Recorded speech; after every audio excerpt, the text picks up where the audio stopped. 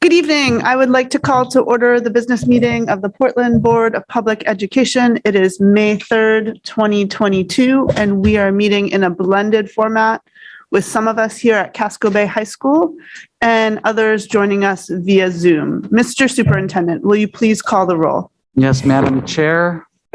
Ms. Bondo. Présent. Mr. Burke. Here. Ms. Russell Better. Here. Ms. Biliou. Mr. Youssef. Here. Ms. Ellis. Here. Mr. McLaughlin. Mr. Alzamili. Ms. Santiago. Here. Ms. Diu. Here. And Chair Figdor. Here. I invite you to join me in the Pledge of Allegiance. Pledge allegiance to the flag of the United States of America and to the republic for which it stands, one nation, under God, indivisible, with liberty and justice for all. Portland Public Schools recognizes the original inhabitants of the land on which our city and schools stand. The Wolastoqiyik or Maliseet, Micmac, Penobscot, and Passamaquoddy tribes, known collectively as the Wabanaki Confederacy, or People of the Dawnland. We are honored to have Wabanaki children among our students today, and as a district, we are committed to making the past, present, and future of Wabanaki peoples visible in our schools and classrooms. So with that, we are, as is customary, moving first to public comment. This is public comment on items that are not on our agenda today, specifically items that we're not voting on tonight. So if any member of the public would like to address the board, please use the raise your hand feature in Zoom. We don't currently have any participants, any members of the community in the audience tonight. So if you would like to address us, use the raise your hand feature in Zoom, and you'll have 3 minutes to address the board. I do not see any hands, so I'm going to go ahead and close public comment and move to the report of the chair. I want to start by saying Eid Mubarak to my Muslim colleagues on the board and to our staff, students, and families. I also wanted to take this opportunity to extend my deep appreciation to our teachers on this Teacher Appreciation Week. I was at Reiche School today, dropping off a sweet treat for the teachers. And I overheard a teacher talking gently and encouragingly to her students, and could, in the interaction, get a sense of just some of what she was juggling. And I felt so humbled and grateful for all of our teachers, to all of our teachers, and for all that they do each and every day.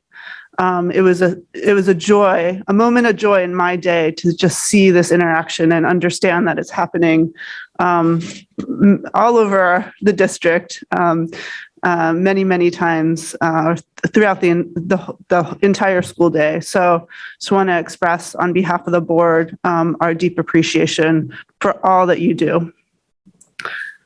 I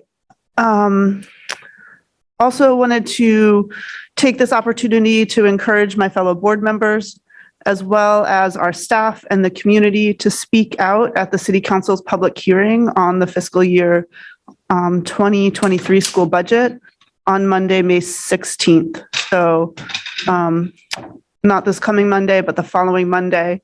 The council will vote on our budget after a public hearing.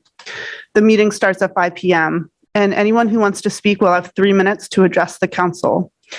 As you know, the City Council's Finance Committee has proposed cutting $1 million from our budget to help offset their increase in general assistance. But it takes 6 council votes to reduce our budget. That's why it's so critical that we're involved in the process, and that we continue to be involved in the process, and that the public is involved as well. I've received several phone calls and emails both yesterday and today with people asking how to get involved to help pass our budget. And I just wanted to say how grateful I am to hear from people in the community.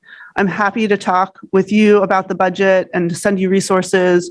I had some people call and reach out who hadn't been involved in our budget process ever before, and really wanted to know how to get involved and to understand how to impact both the city council's decision and then our decision as we move forward in our own process. So whether you followed these budgets year in and year out or are completely new to it, I really welcome everyone's participation, and I'm personally very enthusiastic to talk directly with anyone who's interested. So again, the City Council will hold a public hearing and then vote on the school budget on Monday, May 16th. The meeting starts at 5 p.m. and is like our format, blended format with people at City Hall, but also also participating via Zoom. That is it for my remarks of the chair tonight, and we're going to move to our report of the students. And tonight we have Miss Natalie Santiago of Deering High School. Good evening. I'm thankful to have the opportunity to speak to you tonight about the latest updates from Deering. May is another busy and hectic month as we juggle spring sports, AP exams, and NWEAs for juniors. But it's also a time of enormous celebration for our accomplishments over the school year. It's Teacher Appreciation Week. Our back patio is displayed with beautiful chalked artwork and cheerful messages to teachers. I personally like to thank my teachers, including Ms. York and Mr. Lawless, who have helped me tremendously this year. Yesterday marked Eid for our Muslim community members. Eid Mubarak to our Muslim staff, students, and their families. In academics, AP exams are in full swing, happening this week and next. We have 116 students taking 13 exams, with a total of 151 exam registrations. It's been a great time for our clubs as well. We are proud to have published another edition of Breccia. Breccia is Portland Public Schools' longest-running literary arts magazine. This year's edition featured 3 years' worth of student submissions, including artwork, poems, and even a QR code that connects readers to student-produced music. On March 27th, our drama team performed their one-act Complaint Department and Lemonade at a district competition. They placed third and won 5 acting awards and 2 tech awards. Deering's high school quiz show Maine teams match against Bangor High School will be on Maine Public Television on Thursday, May 5th at 8 p.m. We don't know yet the result, but the show producers called it a great display of academic chops and sportsmanship. And Mr. Davenport, the coach, revealed that it was a nail-biter, so we're excited to tune in. Speaking of Mr. Davenport, under his leadership, our esports team is in serious contention again and will compete in the Rocket League State Championship this Thursday, May 5th.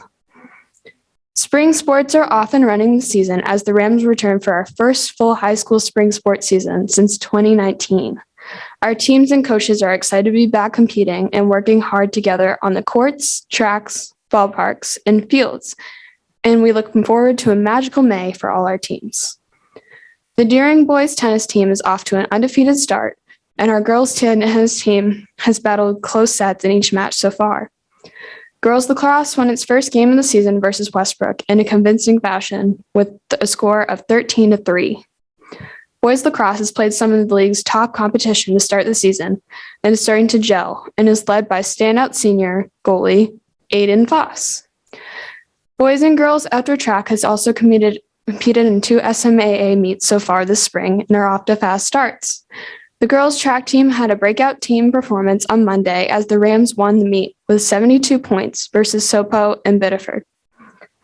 Baseball and softball have some tough contests coming up this week versus top SMA opponents and are looking forward to a strong May and making post-run seasons this June.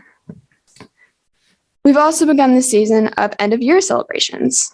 At our National Honor Society induction ceremony, we inducted 27 seniors who missed their ceremony last year, as well as 17 juniors as new members. Seniors are nearing the finish line. Their capstone fair is May 9th, and we are so pleased to be able to have it in person and invite parents and community members to come celebrate with our seniors as they present authentic projects that showcase their passion and leadership in our community. On May 22nd, we will have our first prom for 3 years. The theme is going to be the Enchanted Garden, and it will be held right on the water at Thompson's Point. Our senior last assembly will be in person on May 26th. And of course, it all ends with graduation. That will be on June 2nd at the Merrill Auditorium. Thank you so much for your chance to share all the wonderful work happening at Deering. Thank you so much, Ms. Santiago. That was so comprehensive, and you really painted a picture of so much of what's going on. I saw a sliver of it. I got to keep score at a Deering game last Friday night, and cool. It is so exciting to have teams back in full force. Definitely. Thank you so much. Okay, with that, we are going to move to the report of the superintendent. Mr. Superintendent. Thank you, Madam Chair, and I'm going to continue the celebration of the end of year. It's the time that we celebrate our graduating seniors, and over the coming weeks, we'll be honoring graduates for many different things, and we kick it off this week by honoring the winners of the MPA Principals Award for Portland Public Schools. Each year, Maine high school principals nominate one senior from their schools to receive an MPA Principals Award. The award, sponsored by the Maine Principals Association, is giving in recognition for a high school senior's academic achievement and good citizenship. The 2022 MPA Principal Awards winners for the from the Portland Public Schools 3 high schools are Ashley Danielson at Portland High School, selected by Principal Sheila Jepson. A name that will be familiar to everyone, Emily Chung, Deering High School, selected by co-principals Abdullahi Ahmed and Allison Dame, and Devin Shaughnessy, Casco Bay High School, selected by Principal Derek Pierce.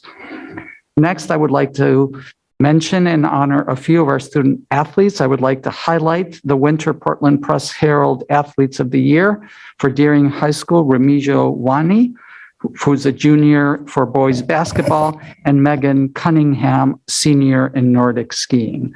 For Portland High School, Wani Donato, senior in boys basketball, and some of you may remember the name.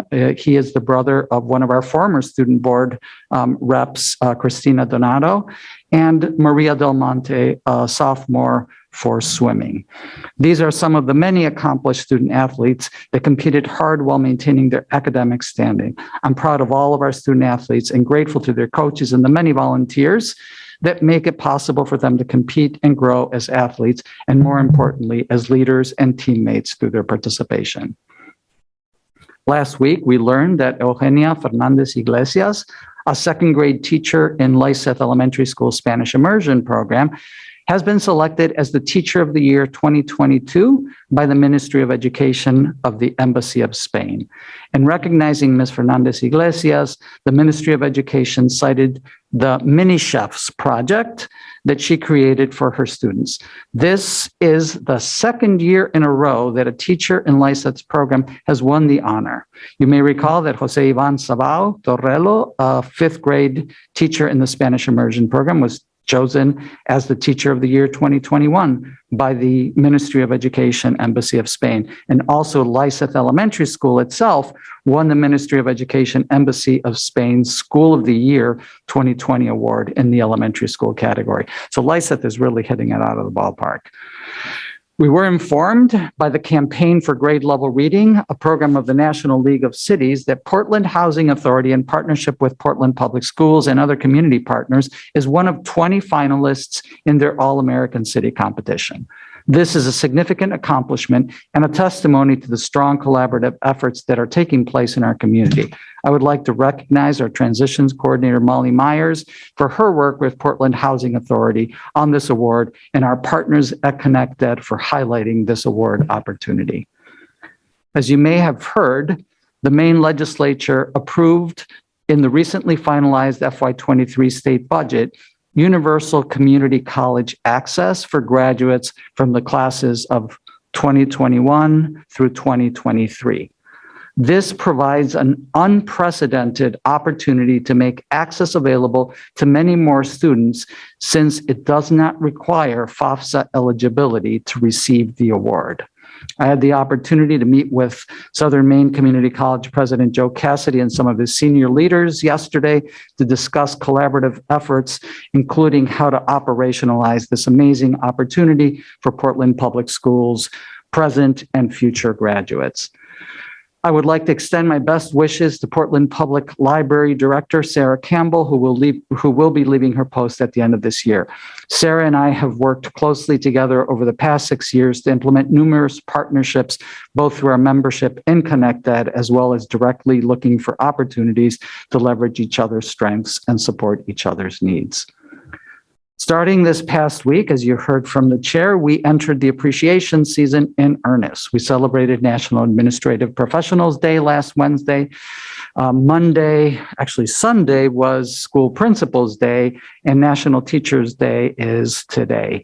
National Interpreter Appreciation Day is tomorrow, and School Lunch Hero Day is Friday, May 6th. Those are followed by National School Nurse Day on May 11th and Speech Pathologist Day on May 18th. You may have read in my April column in the Forecaster titled Time to Celebrate School Employees, which I devoted to recognizing all of our amazing staff members. And if you're wondering what you can do, I would like to invite you and the listening public to join in the appreciation by joining the Foundation for Portland Public Schools Spring for Teachers event on Wednesday, May 11th from 5:30 to 7:30 at Bunker Brewing. And you can get the tickets for this on Eventbrite or at the door. Finally, as May is also, and I say finally a lot, but these things keep going. So, I just write it, then I remember something else. But in the celebrations part of my report, May is Asian American and Pacific Islander Month, and I would like to recognize the many contributions that our AAPI students, staff, and community members make to our school community every day. So at the last meeting, we presented on the results of the mandatory water testing for lead that was required as a result of the passage of LD 153.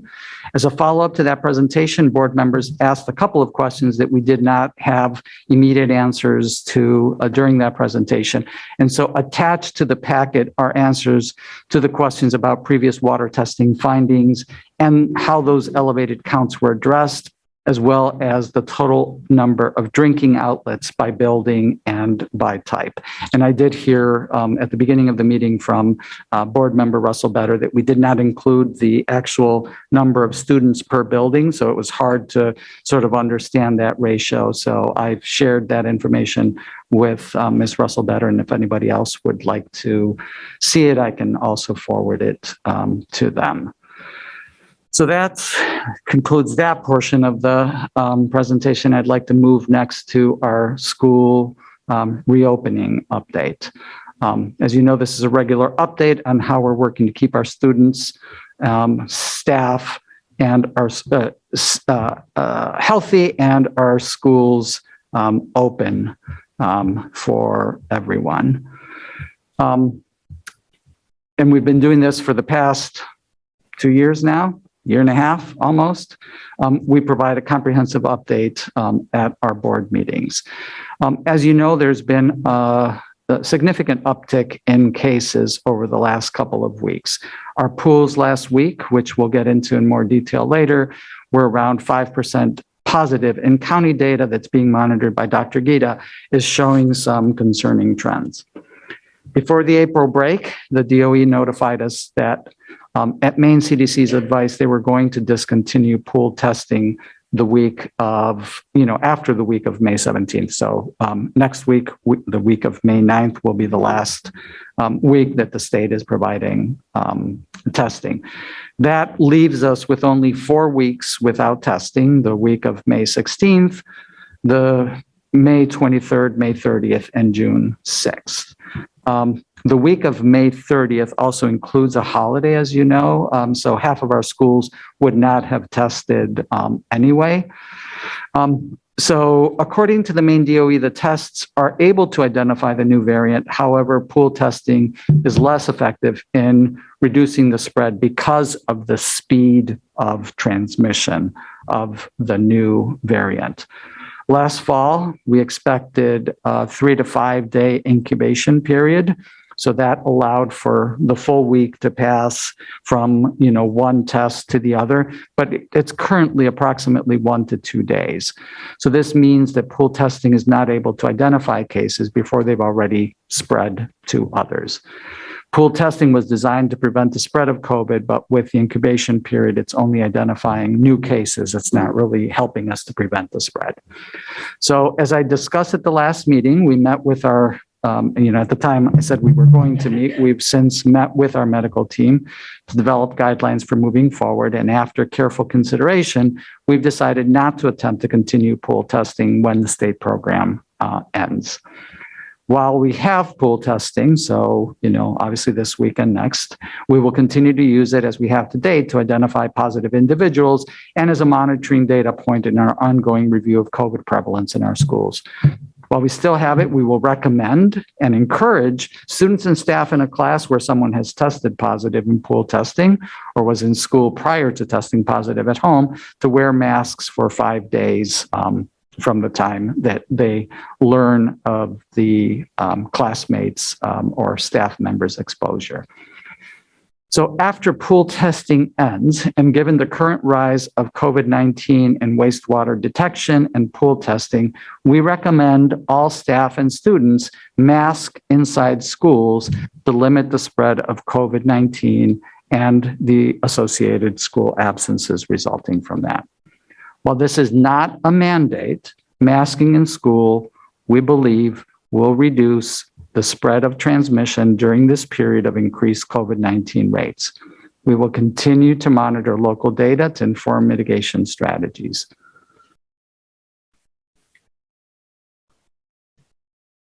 These may include mandated masking for classrooms, grade levels, or entire schools. In accordance with CDC guidelines, masking is particularly important in the following situations. First, when students or staff with known exposure to COVID-19, so folks that would have traditionally been considered close contacts, for 10 days after known exposure to someone with COVID-19. And also for students or staff returning to school after 5 days of isolation for COVID-19 infection. For them, masking is required for 6 to 10 days after the initial infection. Additionally, we encourage staff and families of students who have health issues personally or in their immediate households to consult with their healthcare providers on masking recommendations and other necessary accommodations. We are providing children-sized KN95 masks free of charge to students of any families requesting them. Recommendations will be updated as we continue to follow school and community data, including local wastewater data, community COVID rates, school reported cases, and pool testing for as long as we have that.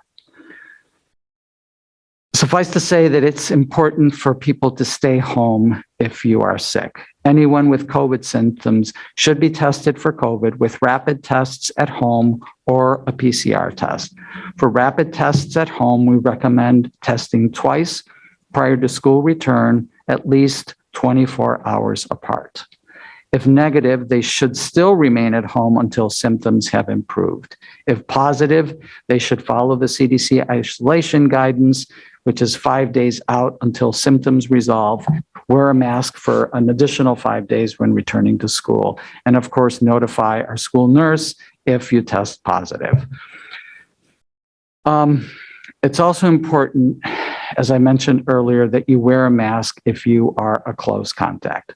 While we generally no longer contact trace in schools, anyone who identifies themselves as a close contact of someone who's tested positive to COVID-19 should follow public CDC guidance. If you're fully vaccinated against COVID-19 and have no symptoms, you're required to still mask for 10 days from exposure, with the exception of food and drink in school, and test 5 days after the last exposure. And you should monitor for symptoms for 10 days.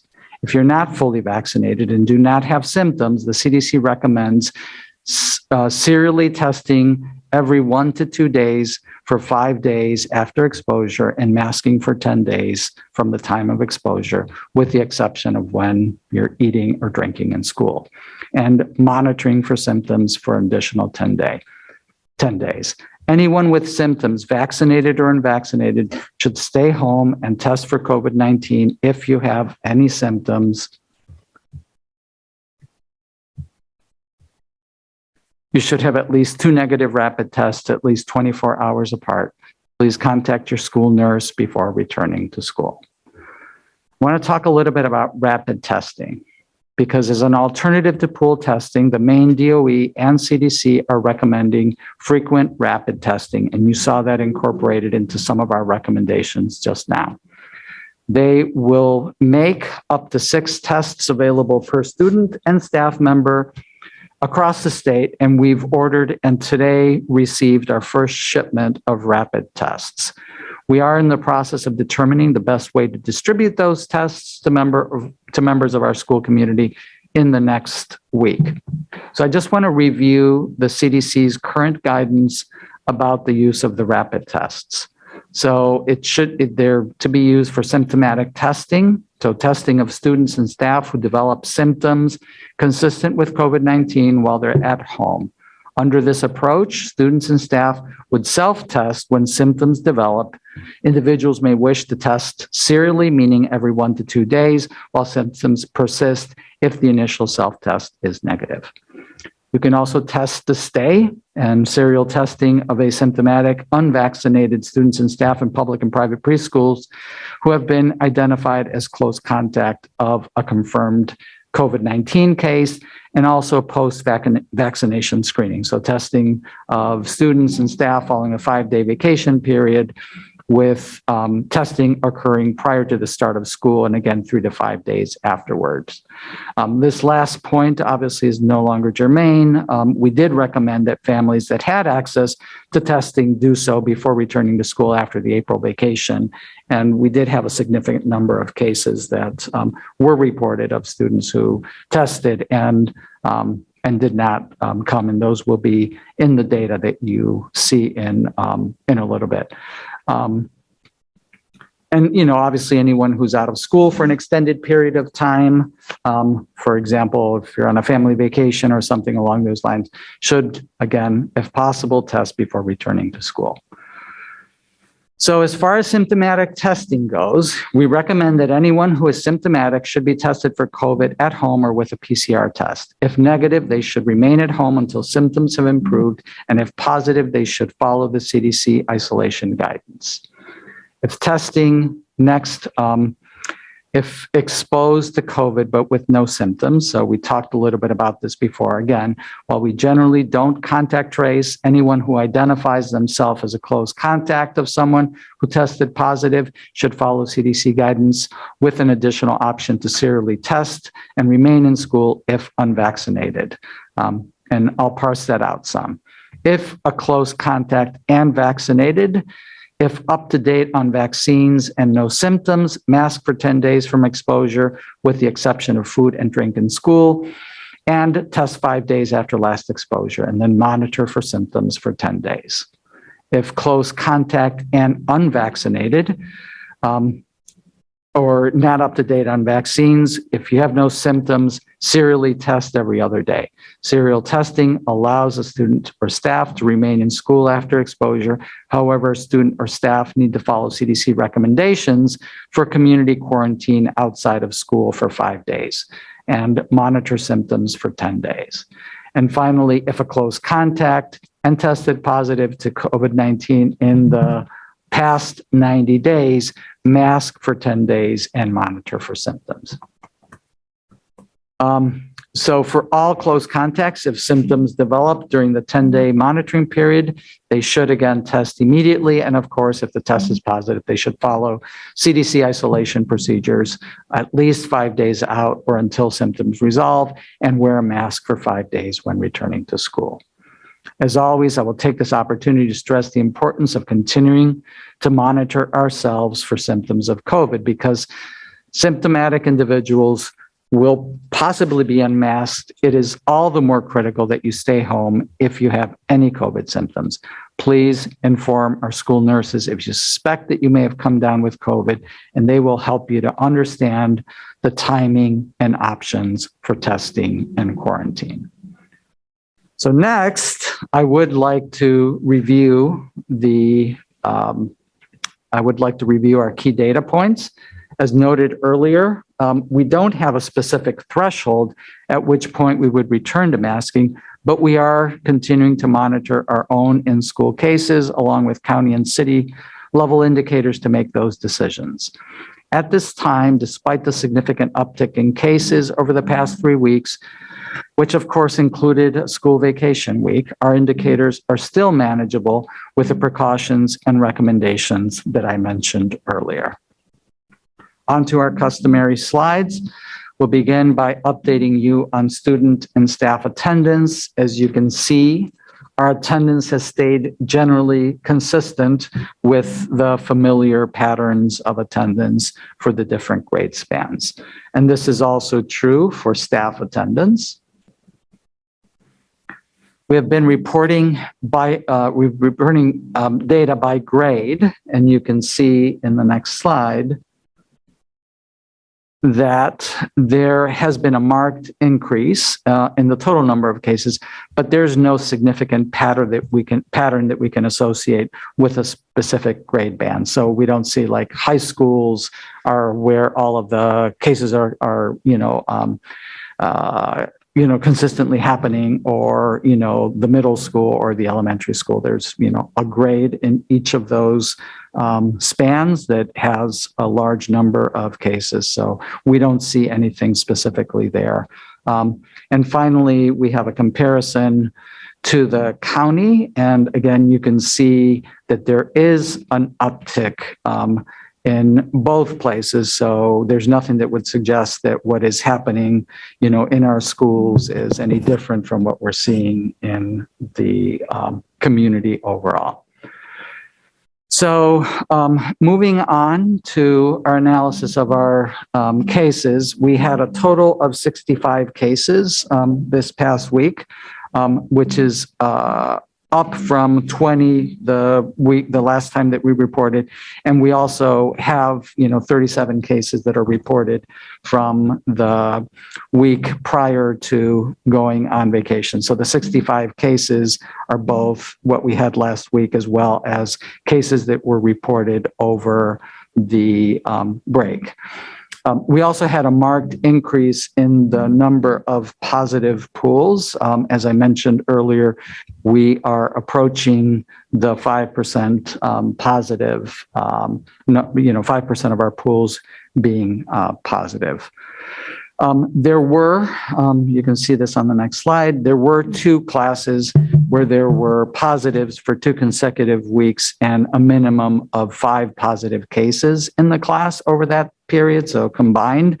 But in none of those cases was there actually a trending to larger numbers in the second week. So, again, we don't have any particular pool that is jumping out as particularly problematic.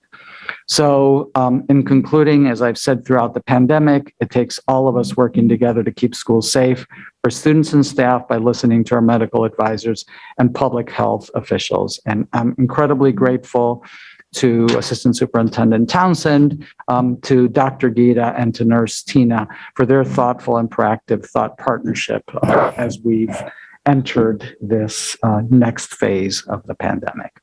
And that definitely does conclude my report. Thank you so much, Mr. Superintendent. Thank you for how comprehensive your explanation and update was tonight, especially with regard to the latest on COVID-19 in our schools. Are there questions from the board? And can I just add that Nurse Tina and Dr. Gita are both with us tonight in case there's a need to answer any of those questions. Excellent, thank you. Board Member Burke. Thanks, Chair. Thanks, Superintendent. I'm going to work backwards through some of what you shared related to school reopening. Will you update the board docs version of your presentation? Because it's not matching. Like the community comparison line graph isn't in board docs, and the pool testing slide wasn't complete either. Yeah, Assistant Superintendent Townsend will do that. I think we didn't have that when I posted it. So good. Thanks. Yeah.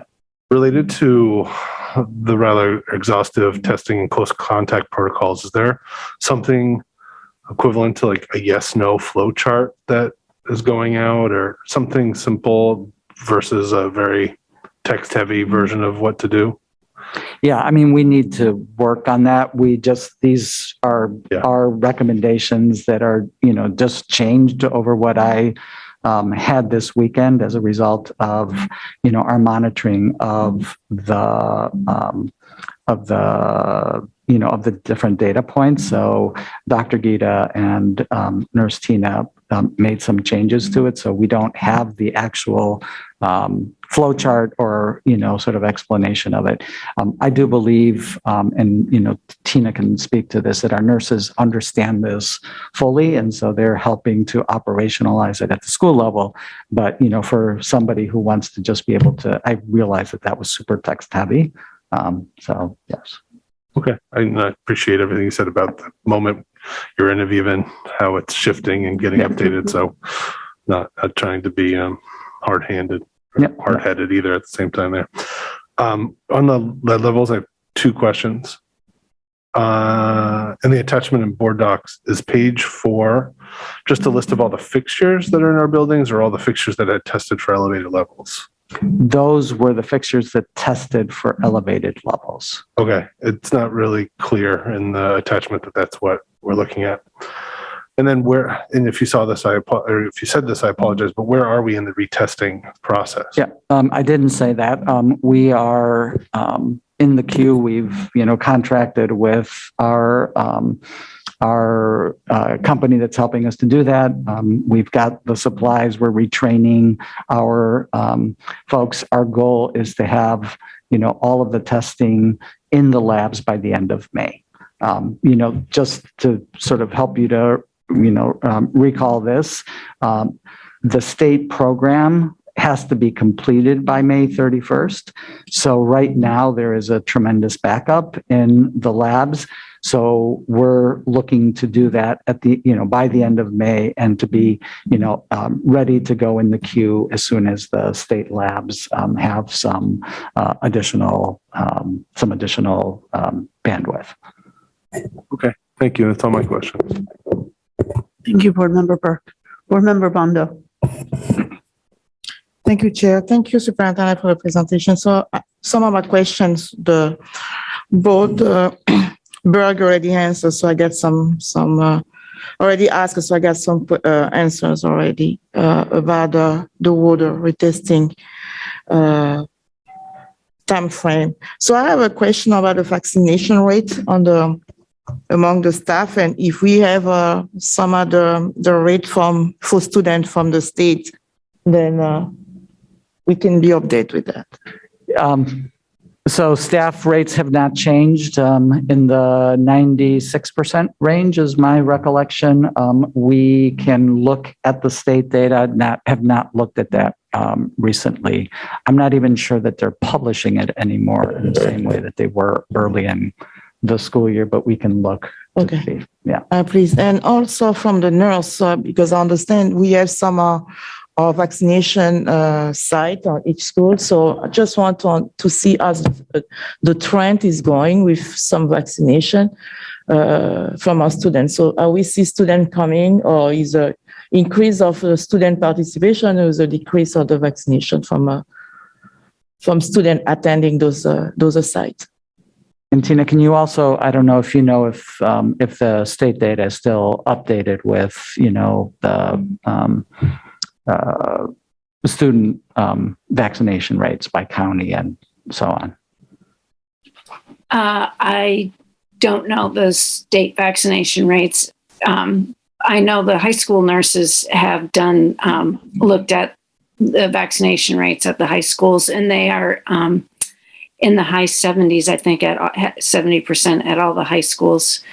And I don't know if Dr. Gita can speak to the vaccine clinics are where the school-based health centers are. And I know the nurses have been enrolling kids each week, and I don't know if that has plateaued off recently or not, but.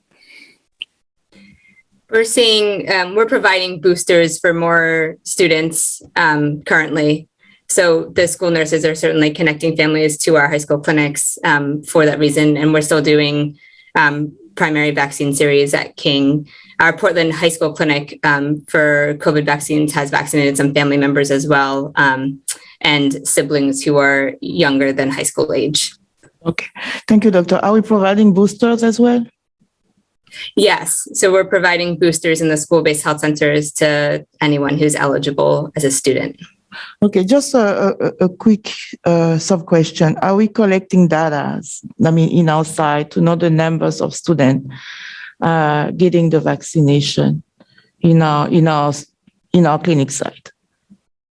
Or everything is going to the states? So we don't have any internal data to know how many students are getting vaccinated? No, I think the nurses are collecting that at the high school, and that's Okay. part of their school health record. Oh, okay. I just want to make sure. Yes. All right. Okay, sure. Thank you.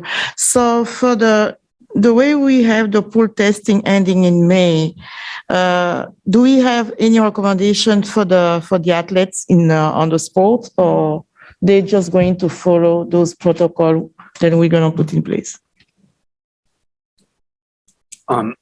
So for the spring season, we had not continued the pooled testing requirement into the spring season because they all participate outdoors, and the original rationale for requiring either vaccination or pooled testing was so that students who might have an exposure through extracurriculars would not lose in person, would not be excluded based on being a close contact. So because of, the change of many of these, areas of guidance, it was not, we discontinued kind of the requirement. Okay. We did make pool testing available to high school students over the past few weeks, but given it's kind of had a short life, given the end of the state program.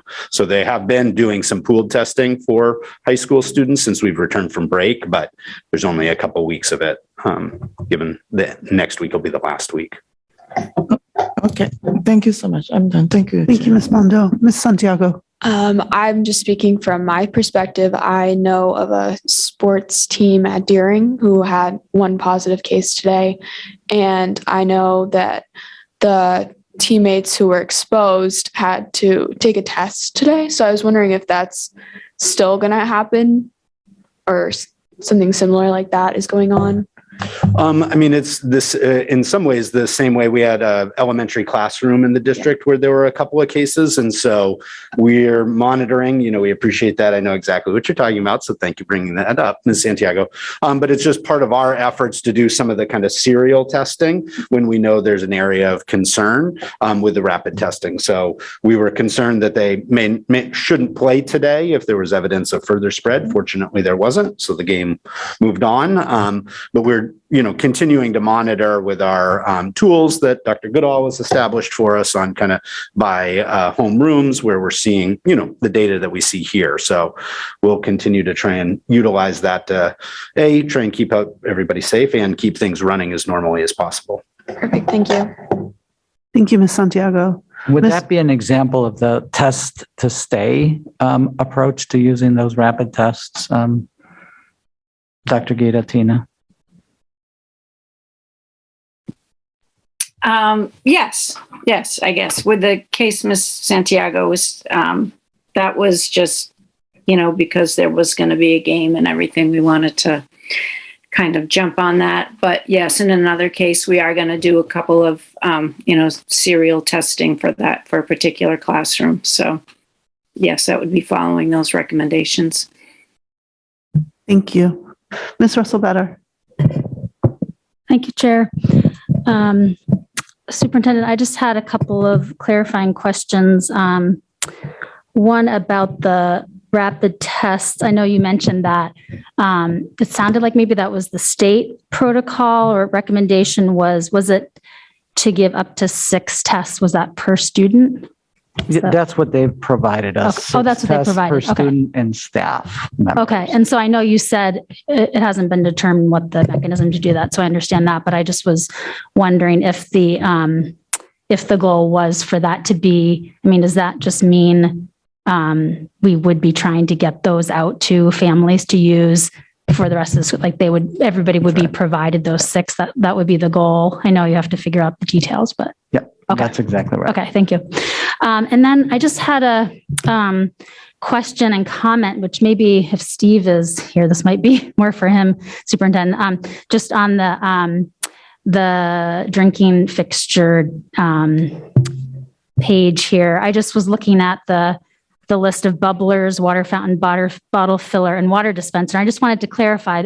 So bottle fillers, and I can't remember the name of the filtration that Steve mentioned last meeting, but I'm wondering if the bottle filler category, are those all filtered bottle fillers, like the ones that I'm thinking of seeing in our buildings? Steve, can you answer that? Bottle fillers, yes, are the ones you see, I think, or the new ones. They have an LED light indicating that the internal filtration system is running. If the LED goes red, then we change the filter. Okay, so each of those bottle fillers that are listed there already have filtration in them.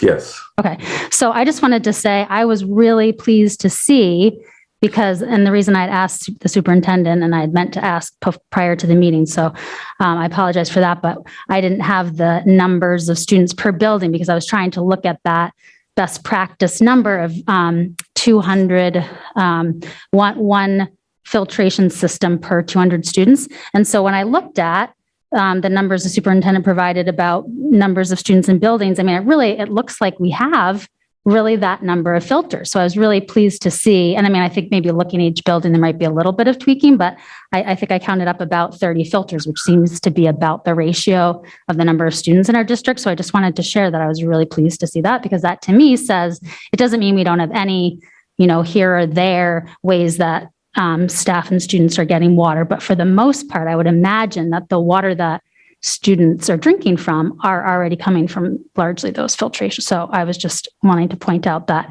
it looks like there might be a couple of spots where maybe we don't quite meet that. But I just wanted to share that I was really happy to see that. Okay, thank you. Thank you, Ms. Russell-Better. Board Member Burke.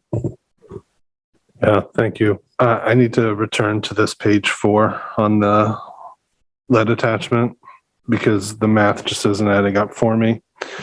If the page 4 is a list of fixtures that tested for elevated levels, it totals 35 for Amanda Rowe, just taking item line 1 there.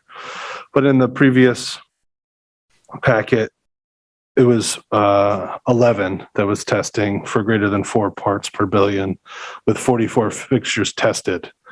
So I just am lost in what I'm looking at here. I'll probably just shut up and let Steve answer. I'm not sure what your question is, but I don't have it in front of me. Are you saying the math is wrong? Well, so in the information provided to us this evening, on the last page, page 4, there's a page that says district-wide drinking water outlets. Grand total equals 271 drinking water fixtures. And I had asked previously if what's listed here is just a list of all the fixtures that exist in our buildings, or if the ones that are these the ones that are tested for elevated levels. No, these are not.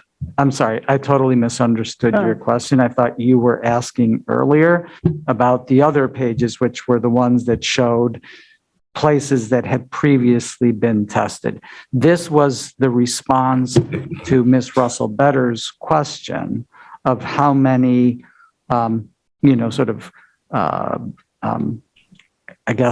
safe water fixtures we have, in the district that are either, bubblers or are, the fixtures that have LEDs and things along those lines. So this was intended to answer particularly that bubbler question was the one that we were attempting to answer with this particular sheet.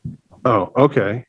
So this page 4 is the number of fixtures that has some sort of intervention, filtration, LEDs, this sort of thing as part of it. And that's why for Amanda Rowe, for example, the total's 35 but last time we looked at 44 fixtures being tested with 11 with it. That includes the fact they sinks, don't that match. includes kitchen sinks, Yeah. that includes all of the other, Okay. all of the other. I feel like I'm on. And that's why Ms. Russell-Better is looking at the bottle filters in particular and looking at the student ratios and saying that Yeah. we're in fact. Oh yeah, I got all the pieces now. They're coming together. Sorry, that's Thank you, totally everyone. Complicated. Ms. Dio, and thank you, Chair. Board Member Burke. I have a couple of questions. Ms. Dio, do you mind speaking more into the microphone? Thank you so I much. had a couple of questions. I wanted to know if the PA students were included in the 6 rapid tests eligible or not? They are not. Okay. And what exactly do you mean when you say up-to-date vaccines? Like how long, like what do you mean by that? Nurse Tina or Dr. Gita, can you help with that? What does it mean to be up to date with vaccines at this point? Fully boosted and including, fully boosted with a third vaccine and if you're age eligible for the 4th. If you're eligible for it, because don't you have to be 6 months out? You can, correct. That's correct. Yep. Okay. Yep. And then I was just wondering if there was any testing of the water. I think I had asked about Portland Adult Education. I was just wondering if it's in the works. Or... Portland Adult Ed was not tested as part of the state program, and it is part of what we are testing now in May. So they will be the water fixtures there will also be tested. Okay, thank you. Yep. Thank you, Ms. Dio. Ms. Russell-Better. Thank you, Chair. I just had one follow-up question regarding the water dispenser. So if you can humor me for a second. The couple places where I wasn't clear, and maybe it's just if I could get clarification about what a water dispenser is, that would help me. Steve, a water dispenser? Yeah, a water dispenser would classifying as the 5-gallon jug on a cooling stand. Okay. So we purchase it and we lease those to the water suppliers. So that's how we designated that dispenser. Okay, thank you. So I just noticed that Longfellow and Central Office and Cliff didn't have. So I mean, this is getting a little specific, but Longfellow, like I don't know if part of renovation would there be. Is there a plan that a bottle filler will be put in there? Yes. There is. Okay. All right. So that would help me that just seems like that was a temporary. And I know were some of the water dispensers put in because of closing down some of the, okay. Thank you. That helps clarify. Appreciate it. And Cliff Island uses bottled water for years. Okay. Yeah. So that's great because that helps just see that those are areas where there already is a plan to get bottle fillers in there. So great. Thank you. Thanks, Ms. Russell-Better. Mr. Youssef. Thank you, Chair. I want to clarify one question about, so next week will be the last for the state to provide? That's correct, yes. The week of the 9th. So no more pool testing? That's correct. Oh, okay. Do we have any alternative way to keep track? What is? We weighed that. That was, a part of what we asked Dr. Gita and Tina to evaluate, and we decided not to continue it. Primarily because we've tried to follow the guidance of the, medical professionals, public health professionals, and they've said that they don't believe that this is effective at doing what it's designed to do. So I think that was why we decided not to enter into our own contract for what would have been, in essence, 4 weeks. So I think that's first. Then the second piece is all of the, and I admit that it was very text heavy. description that I gave today about the use of rapid testing and the stepped up recommendations for masking, including recommending that our staff, and students, be masked. And particularly if they feel, that there is a health reason in their family for, preventing exposure to COVID. So those recommendations around the use of rapid tests, the increased masking, the strong recommendation for masking are our alternatives to the current regime of testing, because we don't believe that regime is, still effective at helping us to curtail COVID. Thank you, Superintendent. So one more question about if someone is positive, they should have 2 negative rapid tests. If somebody is positive before coming back, they should have 2 negative tests, correct? Correct? No, negative. Once you're positive, the guidelines are to isolate and quarantine for 5 days. If your symptoms have improved, you can return to school in the community. On the 6th day, you must wear a mask for the following 5 days at all times at school, except when you're eating or drinking. So you don't have to provide a negative test once you've tested positive, because you can actually continue to test positive for up to 3 months.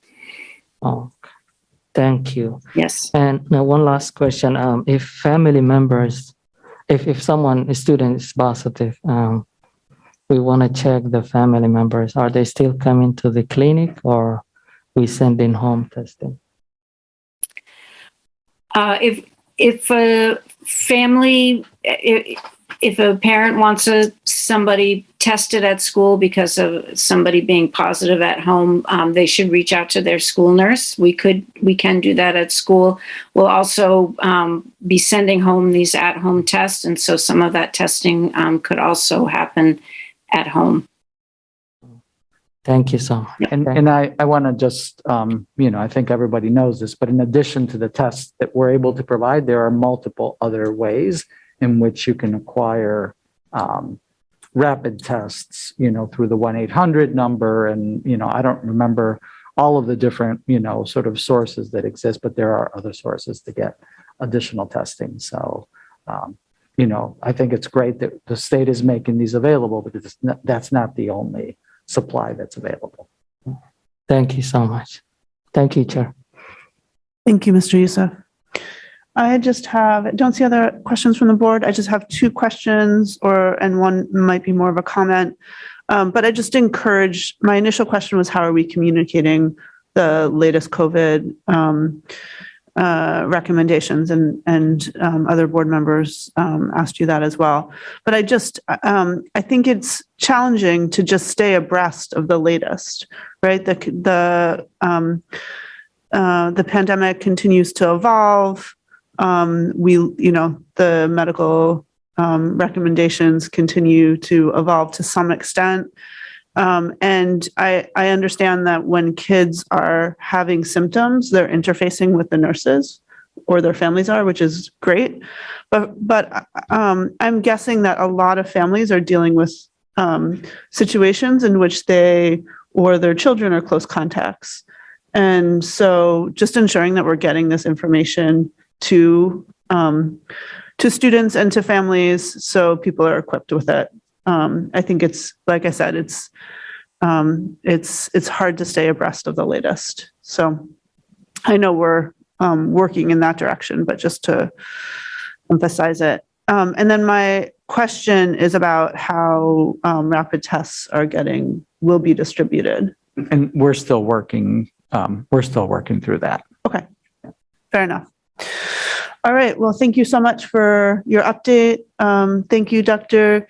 Gita and Nurse Tina, for joining us tonight and for lending your expertise. Really appreciate your time. on top of a very long days. And with that, we are going to move to the report of the secretary. And I want to look toward the board. We're first on our agenda is to approve the revised meeting minutes from our April 5th meeting. The only change to our meeting that came up when we reviewed them, and we did approve them at our last meeting, was correcting the spelling of Miss Russell Better's name. And we did note that prior to our vote. So unless any board member has an objection, I would like to just move straight to the meeting minutes from our April 12th meeting. Does that work, Mr. Superintendent? Yep. Okay. So consideration and action to approve the meeting minutes of April 12th, 2022. Is there a motion? Ms. Russell Better, seconded by Mr. Lyseth. Are there any questions on the motion? Seeing none, I'm going to. Oh, I just have a friendly amendment. Yes. To include the meeting adjournment time. Oh, Board Member Burke, I had the same exact friendly amendment. Yes, if we can, and I want to thank Ms. Diaz for taking these notes. If we can include the time of adjournment, that would be helpful for our records. All right, I don't see any other comments. Let's move to public comment. If any members of the public would like to comment on our, specifically, this is on our meeting minutes, please use the raise your hand feature in Zoom and you'll have 3 minutes to address the board. Okay, I see no public comment, so we'll move to board discussion. Is there any board discussion? Seeing none, by roll call vote, please indicate whether you support approving the meeting minutes of our April 12th, 2022 meeting with the addition of our adjournment time. Mr. Superintendent, will you please call the roll? Yes, Madam Chair. Ms. Bondo? Yes. Mr. Burke? Yes. Ms. Russell Better? Yes. Mr. Lyseth? Yes. Ms. Ellis? Yes. Mr. McLaughlin? Mr. Alzamili? Yes. Ms. Santiago? Yes. And Ms. Diu? Yes. And Chair Victor. Yes, so the minutes from our April 12th meeting are unanimously approved with the students voting with the majority. Now we are on to consent items. Mr. Superintendent, will you please speak to this item? Yes, Madam Chair. 1 second. Under Board Policy KCD, the school board accepts by unanimous consent contributions made to the school district. As required by that policy, all of the donations are listed in the board agenda under this item, and our practice is for each donor to receive a written contribution acknowledgement expressing our heartfelt gratitude as well as for their tax purposes. I would like to thank the generous contributors to the Portland Public Schools who have made donations of durable goods, goods of substantial value, and historical or commemorative significance. And this week, that includes Royal Elementary School receiving Clorox wipes for all classrooms as a celebration of Ramadan, and a thank you to the school from an anonymous donor. And as always, thank you to our contributors for their generosity and support.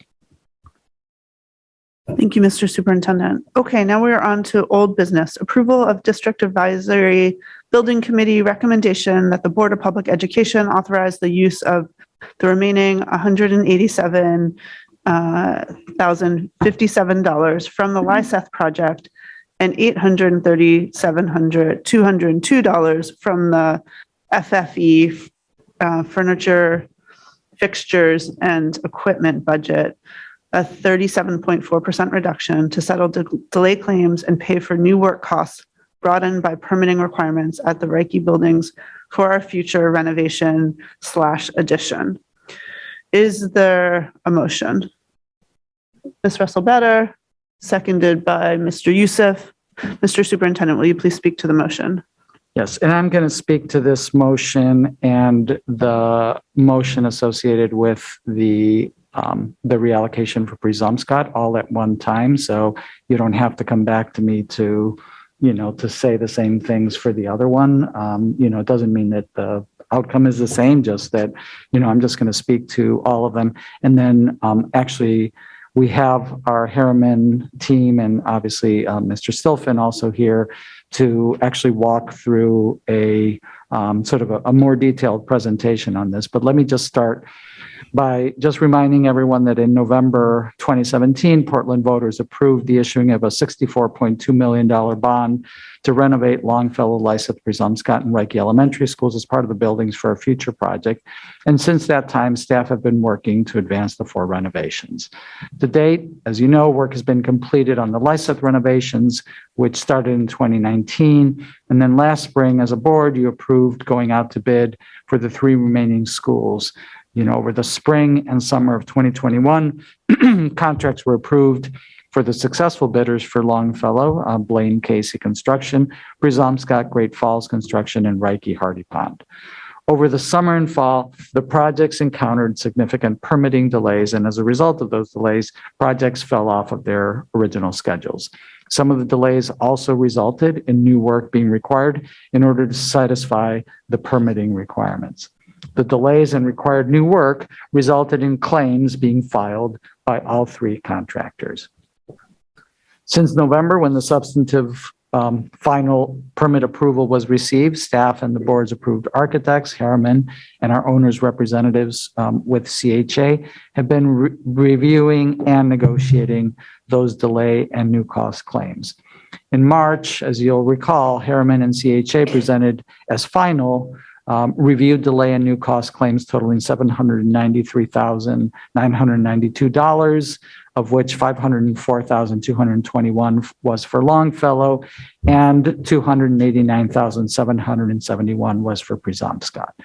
They presented proposed fund sources for settling these claims as follows. They suggested, and you eventually approved, $581,049 from the remaining bid allocation for the 3 schools. So that was money that was, that we had set out for the 3 schools, but the bids actually came in under that total amount that was set aside. So they suggested we use that.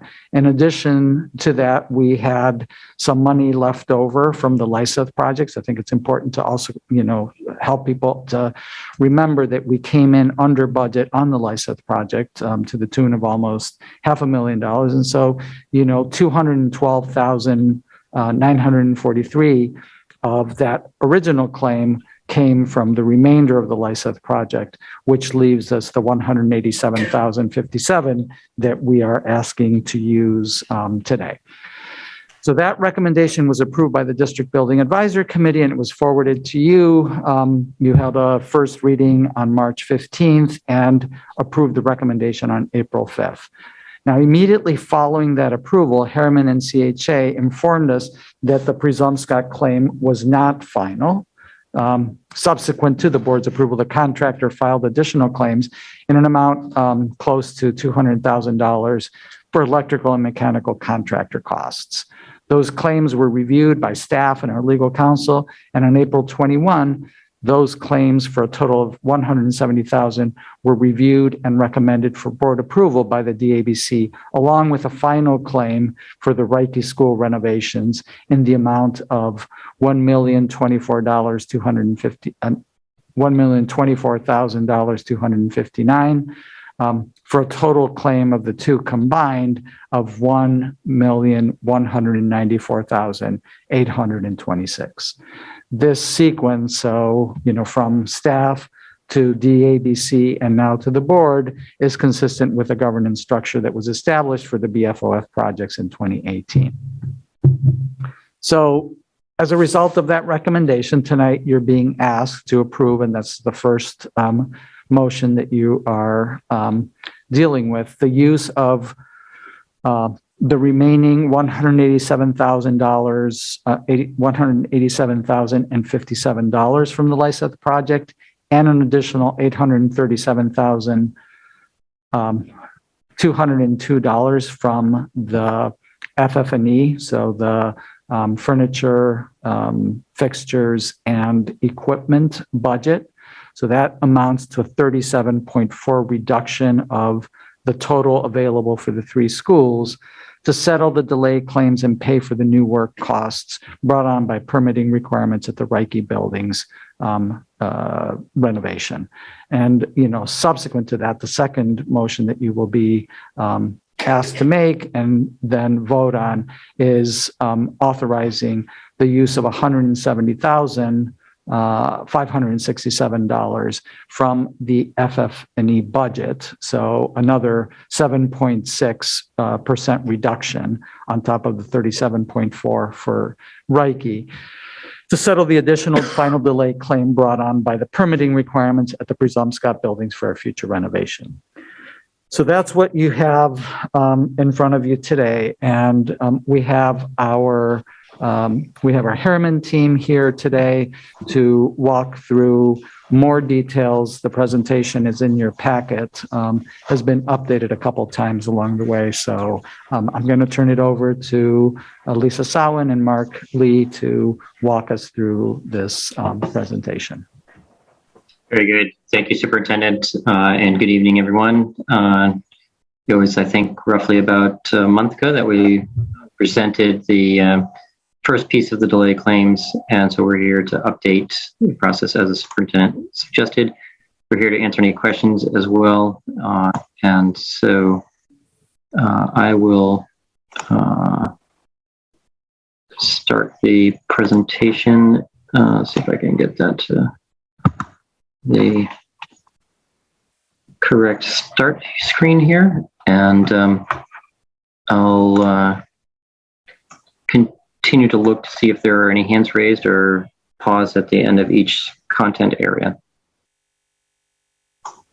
So the information that we're going to review includes the project impacts of the delay claims, and so we will just do a quick summary of what was approved in the April board approval, and then we'll go through where the new claims numbers are in some level of detail, and then we'll look at the available funding and talk about the impact to the FFE, the furnishings, fixtures, and equipment. So the previous item that you voted on was for the settlement of the Longfellow Elementary School delay claims and the first component of the Presumpscot Elementary School. And as was noted, there are two categories that they fall within. One is the new work, the actual work that's part of the contractor's scope that they are building into the buildings. The other one are the delay claims, which are costs that the contractor incurs through the labor that they have to supervise the project. And so those really are the two categories. And the previous amount was $793,000.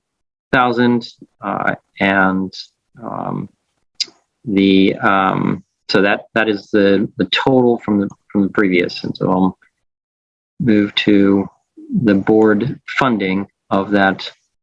And of the $400,000 that was earmarked from the remainder of the Lyseth project, there was the use of that, and we also had, as you recall, a remainder. It's been labeled the bid results of the three schools, and so that was a total project contingency that was not needed in the project budgets based on the bid results of the three schools. So we had $581,000 there. So we used the $581,000 plus the $212,000 of the $400,000 from Lyseth to fund those first two pieces, the Longfellow delay claim and in the first part of the Presumpscot delay claim. That left a remainder of $187,057 from the Lyseth remainder that would be used for the future delay claims to be settled. So the other areas of funding that we had were the total FFE for the three schools at $2.236 million. So that was unencumbered funds that were set aside for all three of the remaining schools to fund new furniture in some areas of the school, to fund some technology components, instructional technology, and other technology needs that aren't covered as part of the contractor's work. And the last item that was unspent from the budgets was at this point was the construction contingency, and we covered what that construction contingency was based on at our last meeting. But that's funds that are set aside for things that we will encounter during the construction itself that fall outside of what the contractors bid.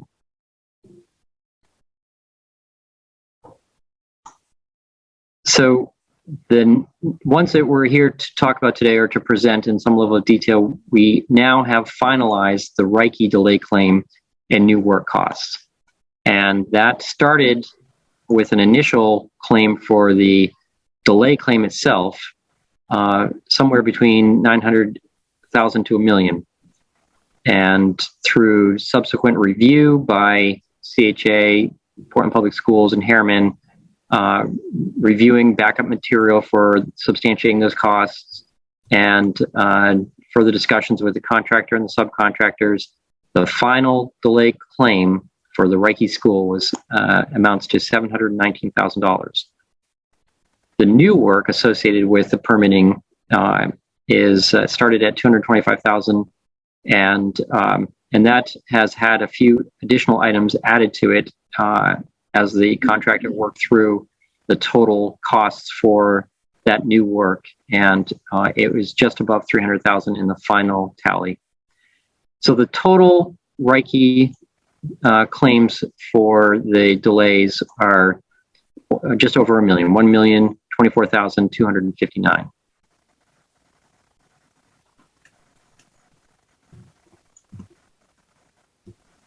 As was mentioned, the first round of the delay claim from Presumpscot was for the general contractor only. And that was the material that was presented at the last meeting that we, in April, that we presented this to you. So the total amount of that was $170,567. And the board approved funding that at that time. And so I apologize. 170,000 is the new value. The 95,800 was the previous for the delay claim, and the new claim that was discussed at last meeting, but we didn't have the total amount. What is now $170,567. So that is the amount that has not yet been settled. And so the lower amounts on this table are the ones that were approved to be funded at our last meeting.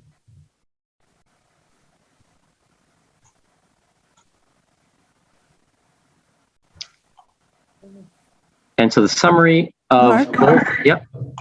I'm going to interrupt you for a second, if that's okay. Ms. Bondo has a question. Yeah. Thank you, Madam Chair. Before you move on, I just wanted to know, because I remember in last meeting, we have approved the claim, the new claim for the Presumpscot, right? So today we want to approve some new work just come out from electric. So just to understand, do we have any explanation why we didn't have it last month? Why the contractor didn't have I'm getting a little frustrated here. I'm sorry, but I just need to bring that up, because this is exactly what we need to look at, the credibility of that contractor. We make something voting for the Presumpscot delay claim, and then we have the electricity and all the mechanic coming after, then we already vote. So do we have any idea why we didn't have it last month, so we can have the full package in front of us and make it happen? Because we keep spending money, and then we have a lot of program more valuable than we need to be putting on the table. Can I have a reason why we didn't have it the last time, please? I'm sorry, but It's just coming, And because if- we don't know what next is coming. And if I can just make a quick point, is that we're spending within the budget that we have allocated for the 4 school renovations. I know it's very frustrating, but I think I just want to, I want the public to be very clear that we're talking about the budget of $64 million that was passed in 2017 when the Portland voters approved the buildings for a future bond. And we're talking about moving money within that budget. So just to be clear, and then Mark, if you can answer Ms. Bondo's question, please. Yeah, I understand, Madam Chair. I know you understand. I just want to make sure. I don't understand the facts then in that concept, but the thing is that, and I think the work should be a little more clear, because we are now in the committee. So while we have the full package, it's making more sense than we getting some of the portion of the work. I know it's the construction, and we have some costs coming related to that, but we're taking the money from the furniture and everything. So I wonder when the time comes to be able to apply those furniture, are we going to have some money left for that? That's what I just wonder.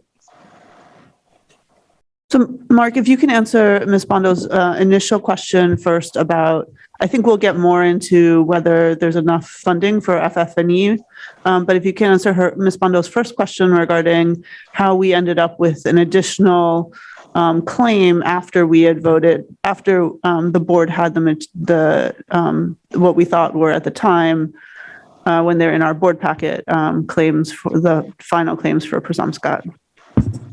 Yeah, thank you very much. And we were surprised at the time that the contractor came forward with the additional amounts from their subcontractors. And so I think we recognize that it was, we were given information that was going to, the initial amount was going to be the final delay claim amount. And subsequent information came forward from the subcontractor to the general contractor, who then informed us and of the additional amounts needed. And with respect to the timing, I think we went back and analyzed why the general contractor didn't have the information at the time that they presented their numbers. And I think there's a lot of back and forth on the schedule that the subcontractors needed to follow the new revised schedule and the communication of that revised schedule with the general contractor to the subcontractors.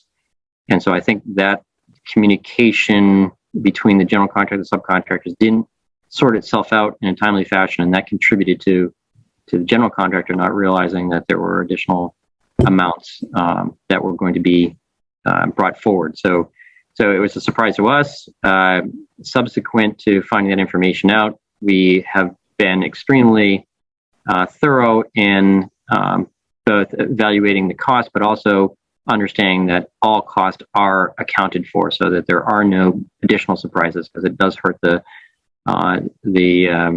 confidence of the team and the process. I don't know if anyone from CHA or Harriman wants to provide any additional insight into that question. Mark, I think you summarized it really well. I mean, it was a combination of exactly what you said, that what we presented was presented to us was final, and that's what we communicated. We believed the contractor, and then later they followed up with this, months later, additional pricing, and we did kind of unpack that part of that was because of the schedule and their delay in getting it to their subs, and then therefore their subs delay in dissecting the impact of it. But when we originally asked for an updated schedule, we were very specific and clear that we wanted to ensure that this had been reviewed with the subs, and we were told that it had been. All right, thank you. Thank you, Madam Chair. Thank you, Ms. Bondo. Mark, if you want to continue with the presentation. Very good. So as discussed, the total delay in new work claims for Reiche amounted to $1,024,000. The new claims for the delay for the electrical and mechanical subcontractors is $170,000. So the total amounts to finalize the funding of these delays is $1,194,826, and so that again breaks down as $304,000 of that is the combination of the new work from Reiche, and in this case, that's all it is. The new work for Presumpscot was already funded at the last meeting, and then the delay claims in the amount of $890,000 is the total of the delay claim for Reiche of $719,000, and the delay claims for Presumpscot, the new ones, of $170,000. So that's how the $1,194,826 breaks down.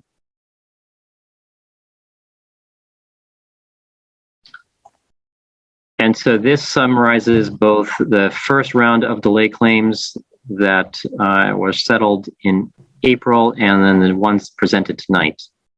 And so the amounts of the Longfellow, Reiche, and Presumpscot total $1,988,818. Of that amount, the April 5th board meeting approved $793,992, and the totals being presented tonight are the $1,194,000. And that will settle the new work and delay claims for all three contractors or all three schools. Mark, we have a question from Ms. Dio. Hi, I was just wondering if you could tell me what the exact cost was for the GC markup.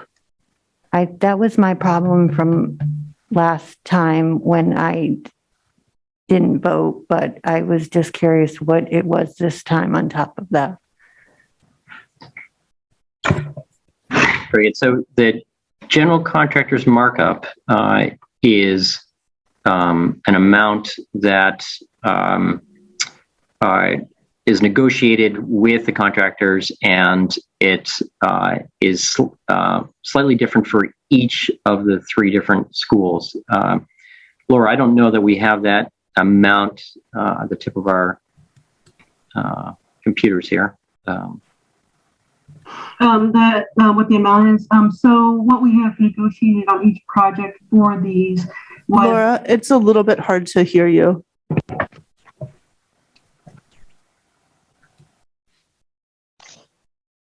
Is that better? Yes, much better. Okay. So what we've negotiated on each of the projects is what we've pushed for is a combined with sub and GC markups of 25%, no more than.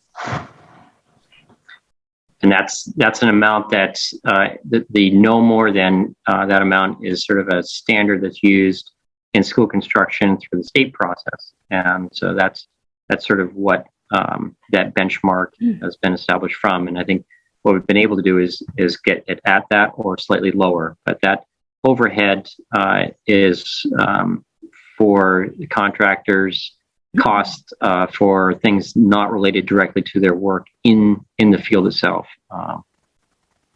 So there are other markup costs that they have for bonds and insurance, and those are included in overhead and profit that are included in that markup.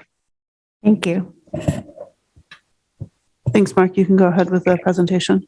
Great, thank you.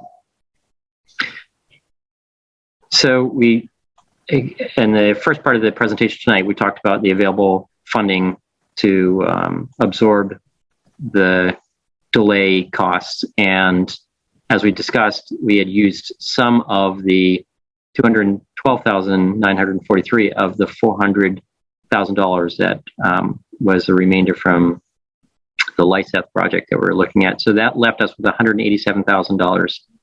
We had used all of the remaining $581,000 from the bid results of the three schools. And so that leaves us with looking at the total budget for the FFE for the three schools of $2.2 million. And it also still leaves the contingency construction contingency for the 3 school projects totaling 1.3 million. So the total of those 3 sources is 3.733. That's the unencumbered amount at this point in time. And I'll pause for a moment here before moving to the next slide. I'm not seeing questions on that, Mark. Okay, great. So the recommendation from the DABC, and this is broken down into the 2 different recommendations. This is for the Reiche project first, is to authorize the use of the remaining 187,000 from the Lyseth, and then to use 837,000 from the FF&E budget to settle the Reiche costs. So that's the first one, that would use funds from the FFE, but not from the contingency. The second part of it is the recommendation to settle the Presumpscot delay, and that would use 170,000 from the FFE budget. So that is essentially the delay for those mechanical and electrical costs for the Presumpscot school project. I'll stop there before we move to FFE impacts. So that is what's being presented from the DABC for a recommendation to the board. Board Member Burke has a question. Go ahead. Thank you. Can someone just speak to why the recommendation is to use the FFE versus the contingency fund? Absolutely. So the right now the remaining amount of contingency we know we will encounter unforeseen conditions and other issues that will come up during the construction. So that's why we established that construction contingency, and there needs to be a mechanism to be able to absorb those costs as the contractor encounters those.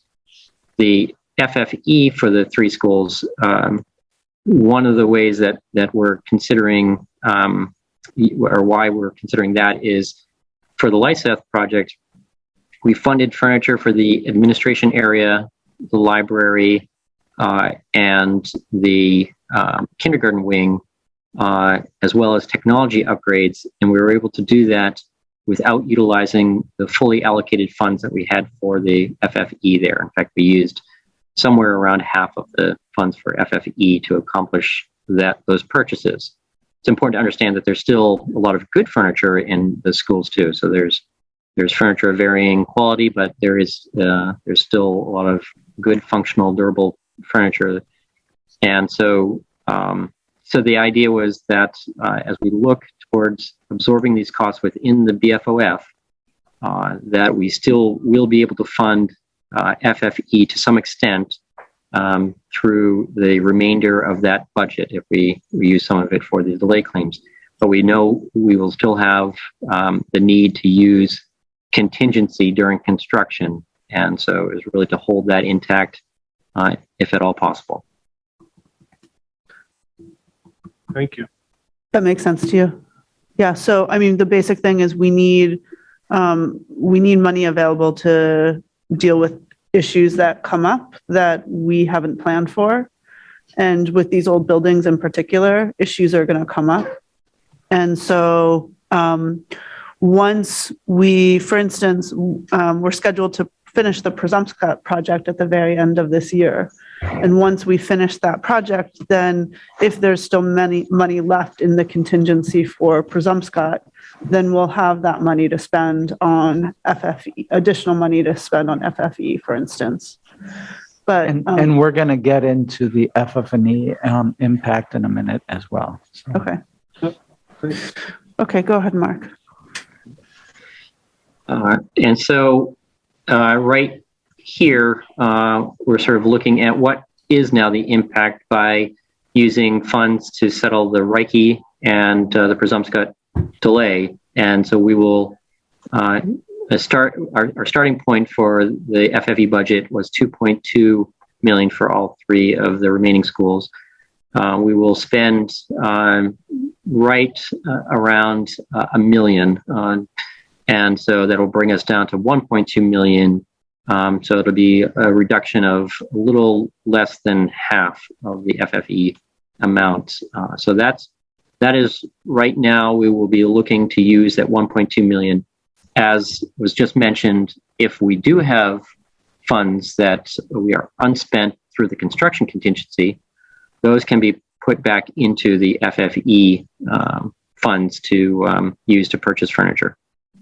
And so, and we'll talk a little bit more, I think, about the scheduling of when we look at the FFE. So at Lyseth, we looked at we did a purchase of FFE in two different orders. One was for the admin and library, and then because those portions of the building were done first, and then the kindergarten wing was finished after that, and so we put an additional order in for the kindergarten furniture. And we said the separation of those orders was somewhere around 6 to 9 months apart, so that gives you some sense of when we ordered the furniture. The remaining 3 schools are phase renovations, and so spaces will be coming online at different times. Right now, the first of those happens with the administration addition to Reiche that will come online this summer. And then we'll have the completion of the pre-K and K, which are under construction right now at Reiche on the first floor, and those will be completed at the end of the summer as well. And then the library gathering area will also be done this summer. So that first component of some of those spaces that we furnished at Lyseth will be coming finished the renovations this year. The Presumpscot School, the scheduled completion of the new work in the addition is December of this year, so it's a little bit further out. And then Longfellow, the administration, it says addition, but it's really the reconfiguration of the administration area on the main level of the building, and that'll be completed this summer. And then the new addition will be completed this next year's summer. Of all of those spaces that we just discussed, all of them have some furniture right now. With the exception is that there are some additional classrooms being created at Longfellow that we will need furniture to furnish those by next summer. What we're trying to do right now is evaluate the most opportune time, efficient time to purchase the furniture from a cost efficiency, but also thinking about when we'll know what we have available for funds so that we can consider the equitable distribution of those funds to meet the needs of the 3 schools. And so we're evaluating that right now at the same time that we're inventorying the existing furniture and its suitability for the future. So that's kind of the current component. One time, or one aspect of that timing, as we reach the near conclusion of the Presumpscot project later this fall, we'll really have a very good sense of exactly how much of that contingency will be remaining. Thank you, Mark. And I think that concludes our presentation. I'll stop the sharing here. Thank you, Mark. Thank you. Okay, I am going to turn to the board for questions. I want to recognize that Mr. Lyseth, Ms. Russell-Better, and myself are intimately familiar with this presentation and all the details because we serve on the district level advisory committee, and Ms. Russell-Better also chairs the building level advisory committee. And so I want to make space for our other colleagues to fully ask all the questions they have in order to take this all in. And so just to recognize that, I'm going to turn first to Board Member Burke. Thank you. I appreciate all the work that's been done before this evening and what's been vetted, been brought to us. I'm sure this isn't like the worst building project ever in the state in terms of being off timeline, and I'm sure it's not the best. And I certainly don't begrudge contractors getting paid for work they do. We're not Trump here.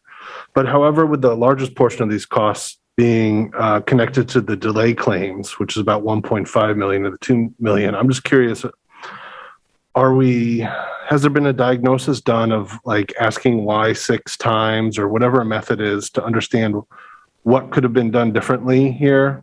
This is the project I'm involved with, and if I'm here when another one occurs, I'd like to be able to be more proactive rather than be in this position. So that's my question. Maybe I'll take a first stab at that. And, I think that you're not alone in feeling, what else could we have done? I think we're all frustrated to be at a place where we're, sort of needing to look at funds that were allocated for another purpose and repurposing it for that. I think that at the DABC level, there has been significant conversation about what are some of the things that we could have done differently. I think, there's also a recognition of how some factors sort of aligned themselves in a way that made this particularly difficult. And so not the least of which is, if you recall, maybe, well, it wasn't a year ago now, because a year ago now is when we were actually in the process of getting bids back for the first, project. But, the implementation of the, we were originally intending to let those bids out in the early winter of last year. So the end of 20, the beginning of 21. We had to pull that back because of the changes that, occurred with the passage of the Green New Deal. And we had a significant amount of work that you may or may not recall that we, vetted here within this group and also with the DABC in order to be able to understand what the impact was. Was there an impact on us? What was the timing? So I think that is first and foremost something that, we committed to the 3 projects at the same time for a number of reasons. Not the least of which was a nagging concern that if we were to sort of move forward with each of the projects individually, that by the time we got to the last project, we would have, the potential for us not having enough money. Things like these happening along the way, the specifications being different, along the way, costs rising. And so, again, that was a decision that we made that, in retrospect, you can look at it and say, like, that might have, if we did it differently, it might have occurred a different way. I think we got really backed up when we did the 3 projects back to back in the summer. There was a significant, it's the summer and in Maine. And so, people are not working at the same level. People are taking vacations. I think that, there's lots of things that, sort of came together around that, permitting didn't happen as timely as we all would have wanted. And not, this is not the city's fault. This is all of our collective schedules and things like that played into that. So I think that there's a number of things on that end, on the sort of the project end, that, that we could have done differently. And, when we sit now and if we ever were to do it again, we might do things differently as a result of that.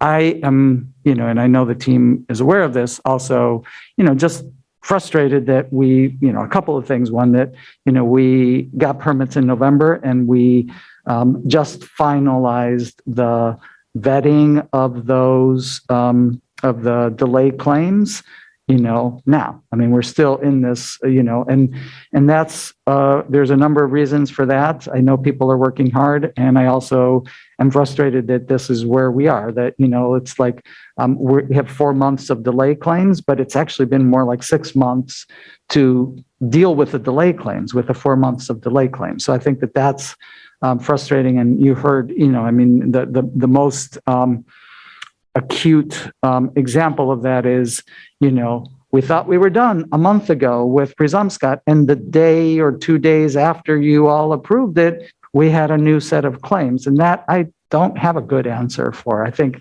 that is, something that shouldn't have happened. I don't think anybody on the team thinks that it should have happened. And, so I, that is, that's something that, I don't know what to say other than, it's really frustrating. We shouldn't, it shouldn't have happened, and it did. And that's why we're here. So, in terms of like a formal, 7 questions or something like that, we've not done that. I've, tossed and turned over this a heck of a lot, as you can see from this. And I know all of our team has as well. So, and I do think the one thing that I want to, there's a few things I want to stress. One, that, as you said, this isn't the worst project in the history of Maine. It's definitely not the best either. So, it's somewhere in that, that middle. I think that's important. I think it's also important to recognize, and I'm really proud of this work, right? That we did Lyseth on time, on schedule, which is the same as on time, and under, and under budget. So, we had $500,000 at the end of that project that we were able to reallocate for the purpose of this. Also, I'm really proud of the fact that we put out these 3 bids at a time that everybody was saying, like, oh man, the market is, and we came in $500,000 below, what we had set aside for those projects. All of that is cushion that has enabled us to deal with some of these delay claims. So prior to this, we hadn't really hit, Steve looks about 30 years older than he was when he started the project, but he's only like 3 years older. And, so I don't want to say that there weren't bumps along the way, but we didn't have major bumps until we took on a really ambitious 3 schools at the same time. Again, not unprecedented. Other people have done that, but, it is a tremendous amount of, sort of work that goes into doing that. And so, but prior to that, we hadn't run into anything. So I think it's important, we are absolutely reflecting on some of the things that we could have done differently. And, and at the same time, know that, it doesn't mark the way that we've done these projects. I think these projects have been extremely well managed, and, we've now hit a construction hiccup. I'm going to add, since I can take the floor, and I agree with all that the superintendent said. I do want to just step back and consider this latest hurdle within the overall context. And, for me, that's first starting with the point that if you go into the Lyseth school right now, it is absolutely transformed. It is a fundamentally different learning environment for our students and staff. We completed that project, as the superintendent said, on time and $500,000 under budget. We also moved the 3 other projects forward during a pandemic where we were, we were doing the impossible, and yet we did not put these projects on hold. I'm not sure honestly, how the superintendent managed it. It's just an extraordinary amount. The detail behind, these are incredibly complex projects, and just the detail behind the work that was getting done, and the superintendent and our operations team, Steve. It's like we were equipping schools to be safe environments during COVID, and moving and dealing with the day-to-day upkeep and issues like flooding at King that come up, and moving these very large renovation projects forward. And so I think it's the fact that we're here now with all the 3 remaining projects underway.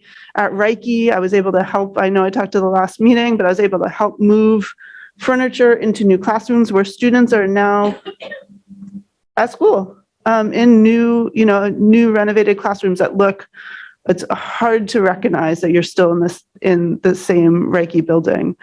So, and then one other thing that hasn't been said is that the bids for these projects went, for the 3 projects, all 4 projects, but actually the 3 projects in particular went very well. We could have had a much more challenging situation where we weren't, general contractors weren't bidding on the schools within our budget. And we didn't face anything like that. So from that perspective, I think there's a lot that has gone well. I do think we are very cautious around the Green New Deal. When I look back, I wonder if we were too cautious, but perhaps if we had figured out that the new regulations did complicate the projects in ways that we weren't understanding, perhaps we'd be looking back now, wishing that we had been that cautious. I think that we were probably too cautious in that moment. But I know this is frustrating. We don't want to sink the very limited money we have for these school renovation projects into paying for delays in the projects. But when we step back from that and look big picture at what we're accomplishing, it's tremendous. Yeah, I appreciate the larger context and the holistic perspective on what's gone well as what is frustrating here with us, bringing forth the fact that we have done it through a pandemic. I guess I'm just thinking about the layers of protection. Like, I'm not going to look at invoices and stuff tonight. Like, I'm trusting all the layers of protection I have to work based work thus far for what we're going to approve or what I'll vote to approve tonight. But there's the board, there's the superintendent, there's the operations team, there's an owner's rep, there's an architecture firm, there's a general contractor, there's a thing that happened through all those layers of protection to bring in that metaphor that I'm just trying to understand too. Again, for my own learning, as well as hoping that everybody, and I know superintendent well enough to know that he's always seeking to learning about what could have been done differently and that sort of thing. So it's not an assumption that was happening. I'm just generally curious, like what could have been done differently. And I appreciate that we're still in the midst of it. He pointed out a number of things that's useful for me to hold on to, and hopefully we'll have a chance to debrief and hear more from the owner reps and architects at the end of the project, at least, to do that kind of debrief, because they're going to be managing these projects, and I'd assume they'd have a vested interest in being able to say, yeah, that happened in Portland, but we know how to do it this way now, and that wouldn't happen again. So that's where the intent of my question's coming from. And I appreciate the question. I think it's a very good one. It's the right question to ask. So excuse my passion if I came off of not wanting to hear that question. I absolutely appreciate that question. And I think it's a good one to push on now and as we move forward and finish the projects and can take away lessons for the next school renovations, because we absolutely will continue to need to renovate our schools. All right, are there other questions? So just to step back for a moment and remind ourselves where we are in this process. We have a motion on the floor and we are currently taking questions. So once we finish up board questions, we'll move to public comment. And then, and this is specifically on the Reiche portion of the money we are moving around tonight. And then we will have board discussion and vote on it. And then we'll move to the Presumpscot project. So are there other questions from the board? Go ahead, please. Board Member Burke. Again, in that spirit of learning, I'm just curious if somebody could tell me what would happen if the board did not approve this funding this evening. Yeah, that's a tough question. We would need to use the project contingencies that are within our, within my sort of existing authority. So we would be able to do that. The truth is, we don't have enough money in the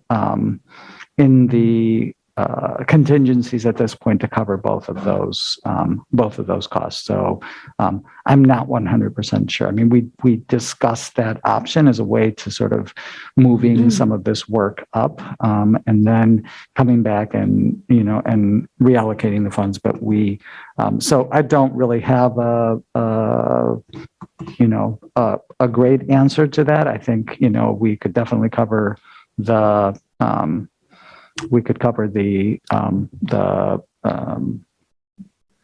Presumpscot, costs in their entirety, and then, be able to cover most of the Reiche costs, but not all. Yeah, thanks. Yeah. Thank you, Board Member Burke. Are there other questions from the board?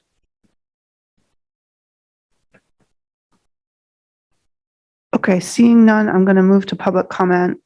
So if any members of the public are interested in commenting on the motion before us which is specific with respect to the Reiche project, please use the raise your hand feature in Zoom, and you'll have 3 minutes to address the board.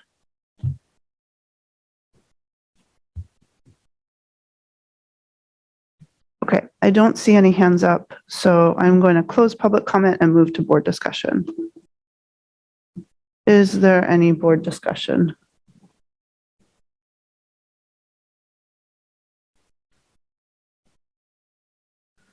Okay, by roll call vote, please indicate whether you approve the District Advisory Building Committee's recommendation that we authorize $170,561.71 from the FFE budget, furniture, fixtures, and equipment, to settle the additional, I'm sorry. Okay. That was Presumpscot. I'm going back. So by roll call vote, please indicate whether you approve the District Advisory Building Committee's recommendation that the Portland Board of Public Education authorize the use of the remaining $187,057 from the Lyseth project and $837,202 from the FFE budget to settle delay claims and pay for new work costs brought on by permitting requirements at the Reiche Buildings for our future renovation. Mr. Superintendent, will you please call the roll? Yes, Madam Chair. Ms. Bondo? Yes. Mr. Burke? Yes. Ms. Russell Better? Yes. Ms. Biliu? Yes. Mr. Youssef? Yes. Ms. Ellis? Yes. Ms. Santiago? Yes. Ms. Diu? Yes. And Chair Figdor. Yes. So the motion is unanimously passed with the students voting with the majority. Now we are on to the Presumpscot portion of the project, or the Presumpscot motion, I should say. Approval of the District Advisory Building Committee's recommendation that the Portland Board of Public Education authorize the use of $170,567.71 from the FFE budget, that's furniture, fixtures, and equipment, to settle the additional final delay claim brought on by permitting requirements at the Presumpscot Buildings for our future renovation and addition. Is there a motion? Moved. Ms. Russell Better. Seconded by Mr. Youssef. Are there questions on this motion?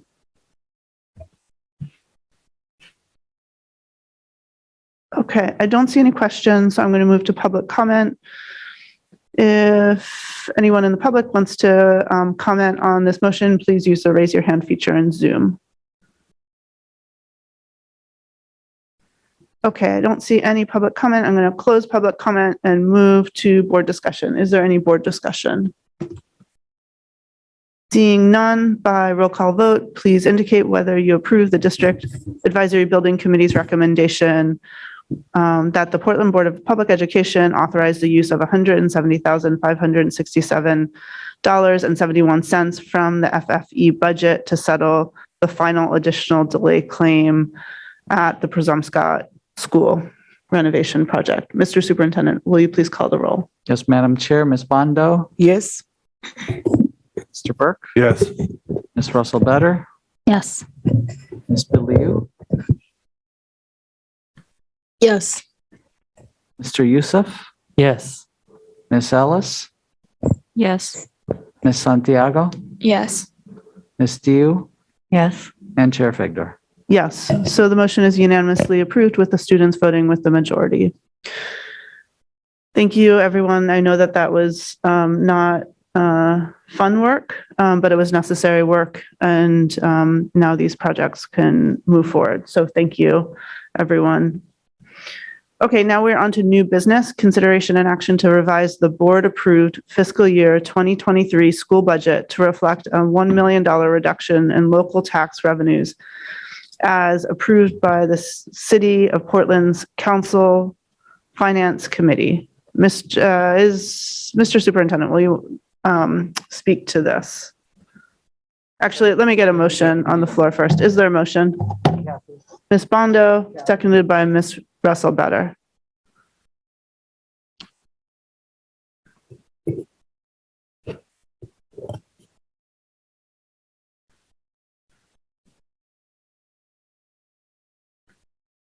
Do you want to take a brief recess or move straight into this? I mean, I'm just noting Bondo and Russell Better. Okay, so the superintendent, the superintendent is setting up a presentation. Do board members want to take a quick break or just relax for a moment as the superintendent gets set up? I'd get up and go to the bathroom either way. Okay, so let's just take a 5-minute break. So we'll be back here at 8:10.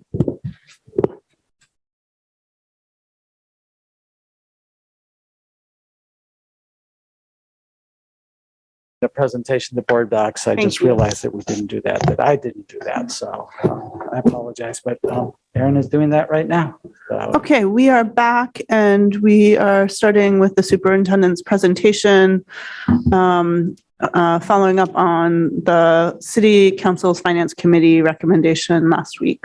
Yeah. So just a little bit of a recap. Many of you know this fully, but it helps just review it. So the City Council Finance Committee voted last Thursday to recommend that the board reduce the levy request by $1 million. So, as a result of that, the levy would go from a total of $103,851,073 to $1 million less, so $102 million, and the rest. So this would reduce the tax rate increase for the school portion from 4.1 to 3.1. And the reason for this is that it would allow the city to advance its $96 million plus levy and a 5.5% tax rate increase while keeping the overall increase to 4.2%. Now, Kathy has been working with the city to get this, finalized, and we don't have that. So that's why it notes there that it's confirming with the city. And just to sort of help to understand what the impact would be of not doing this is without it, the schools, without the decrease to our levy, the combined tax rate would be $13.61 and a 4.8% increase in the combined levy of the city and school. So that's a recap of what we're here to do. And I think there's one more piece of the puzzle, if I can jump in, which is the city is saying that it was expecting or hoping for $2 million more to cover general assistance, and so that wasn't included in the city's numbers in the 5.5% on the city side.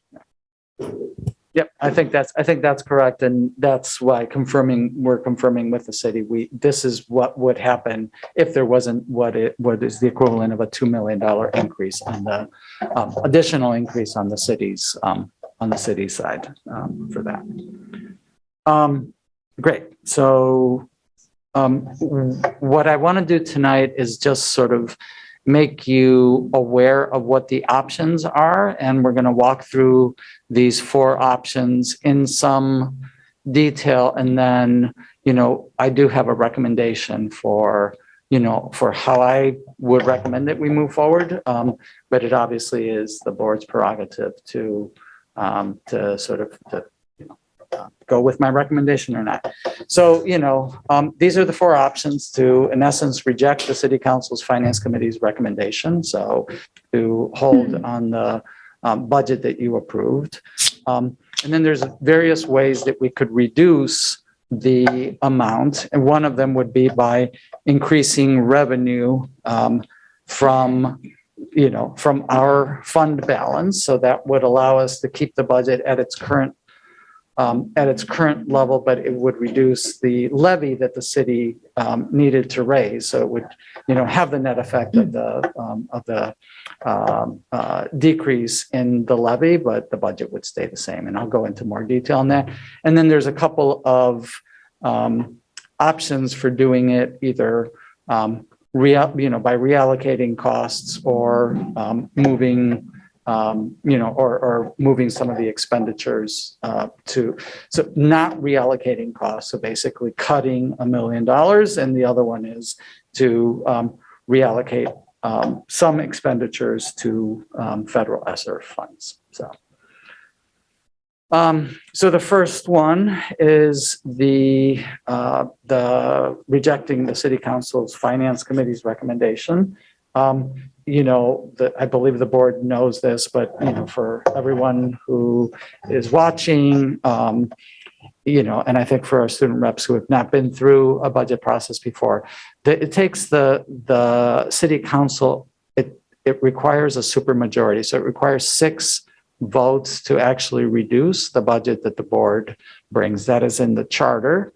And so, assuming that there are 6 votes, we would have to come back. If you decided not to make this reduction, we would have to come back after the 6 members voted to reduce our budget.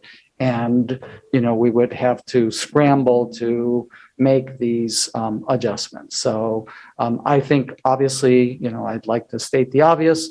It's likely that we would be perceived as uncooperative if we chose to go this route. Any questions on this before I move on to the next one? They get more complex. Maybe not politically more complex, but in terms of the implications for the district's work and so on. So move forward. Can I make a comment? Or do you want to wait until later?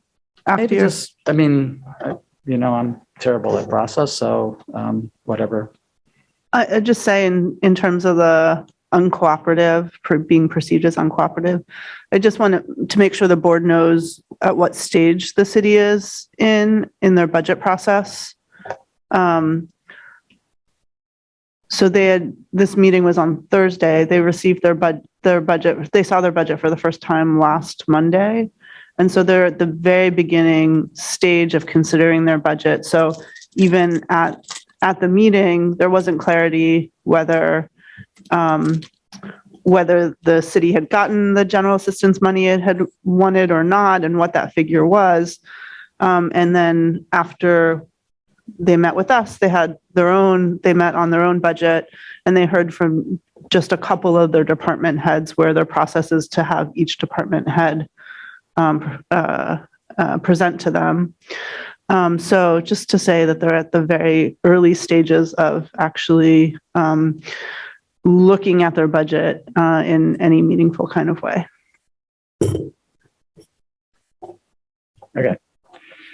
So the second option is we have fund balance. As you know, we've used a significant amount of it this year already, but, there is more and we could potentially use that. And so, the advantage of doing that is that we wouldn't reduce the budget. We would just basically move forward with the budget that we have. We would have that, that fund, the $1 million decrease would be offset with an increase of the use of our fund balance. But that has some significant implications down the road in terms of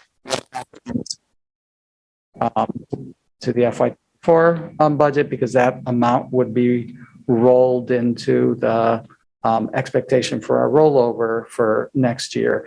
And so we would have to make up that $1 million and then whatever additional,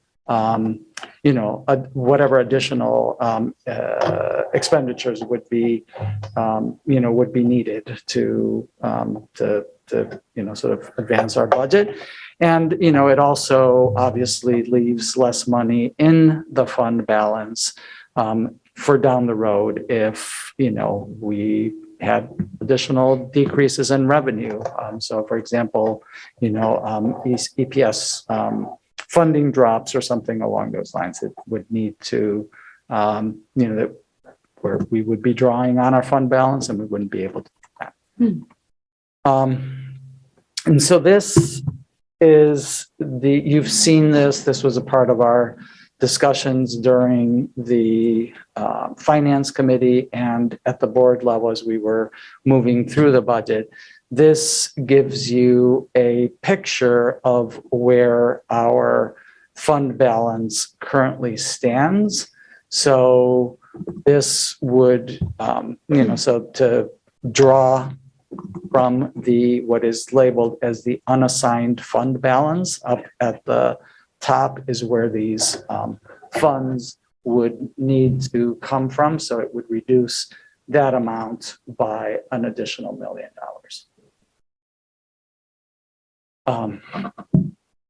Anything else you want to say? Well, that's a 6/30/21. That's good point. So that is last year's balance that,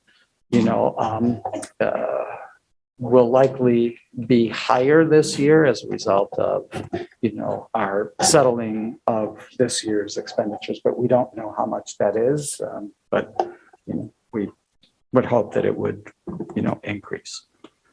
So that's one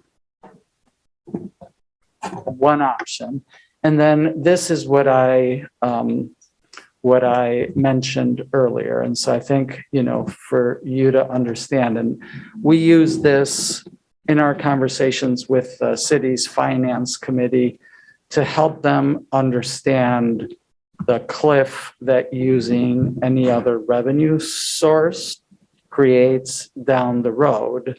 So we just built out projections of what the tax impact would be of any escalation, and we used a range from 2.5 to 7.5. And so the punchline, if you will, is that these numbers here are, higher as a result of the fact that we would be using this $1 million here that would then need to go, into what our escalation would be for the following year. So we basically have a higher, a higher percentage increase if we did that. So to put it, like this year, our increase is about 5.1%. Last year it was 5.5%. So assuming that we had a third year of somewhere in the neighborhood of 5% increases. So that this year's 5% increase resulted in a 4.1% increase to the tax rate.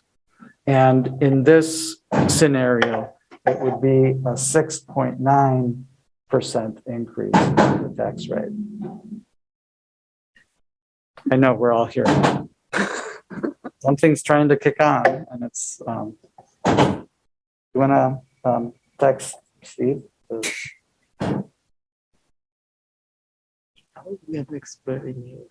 I think it sounds to me like it's the bench trying to kick in. Please, You think that's what it is? It's very loud water. Okay, I apologize for that. Are we? I'm not. So just let me say that again, because I think we all got a little bit distracted. So our increase this year of 5% results in a 4.1% increase in the tax rate.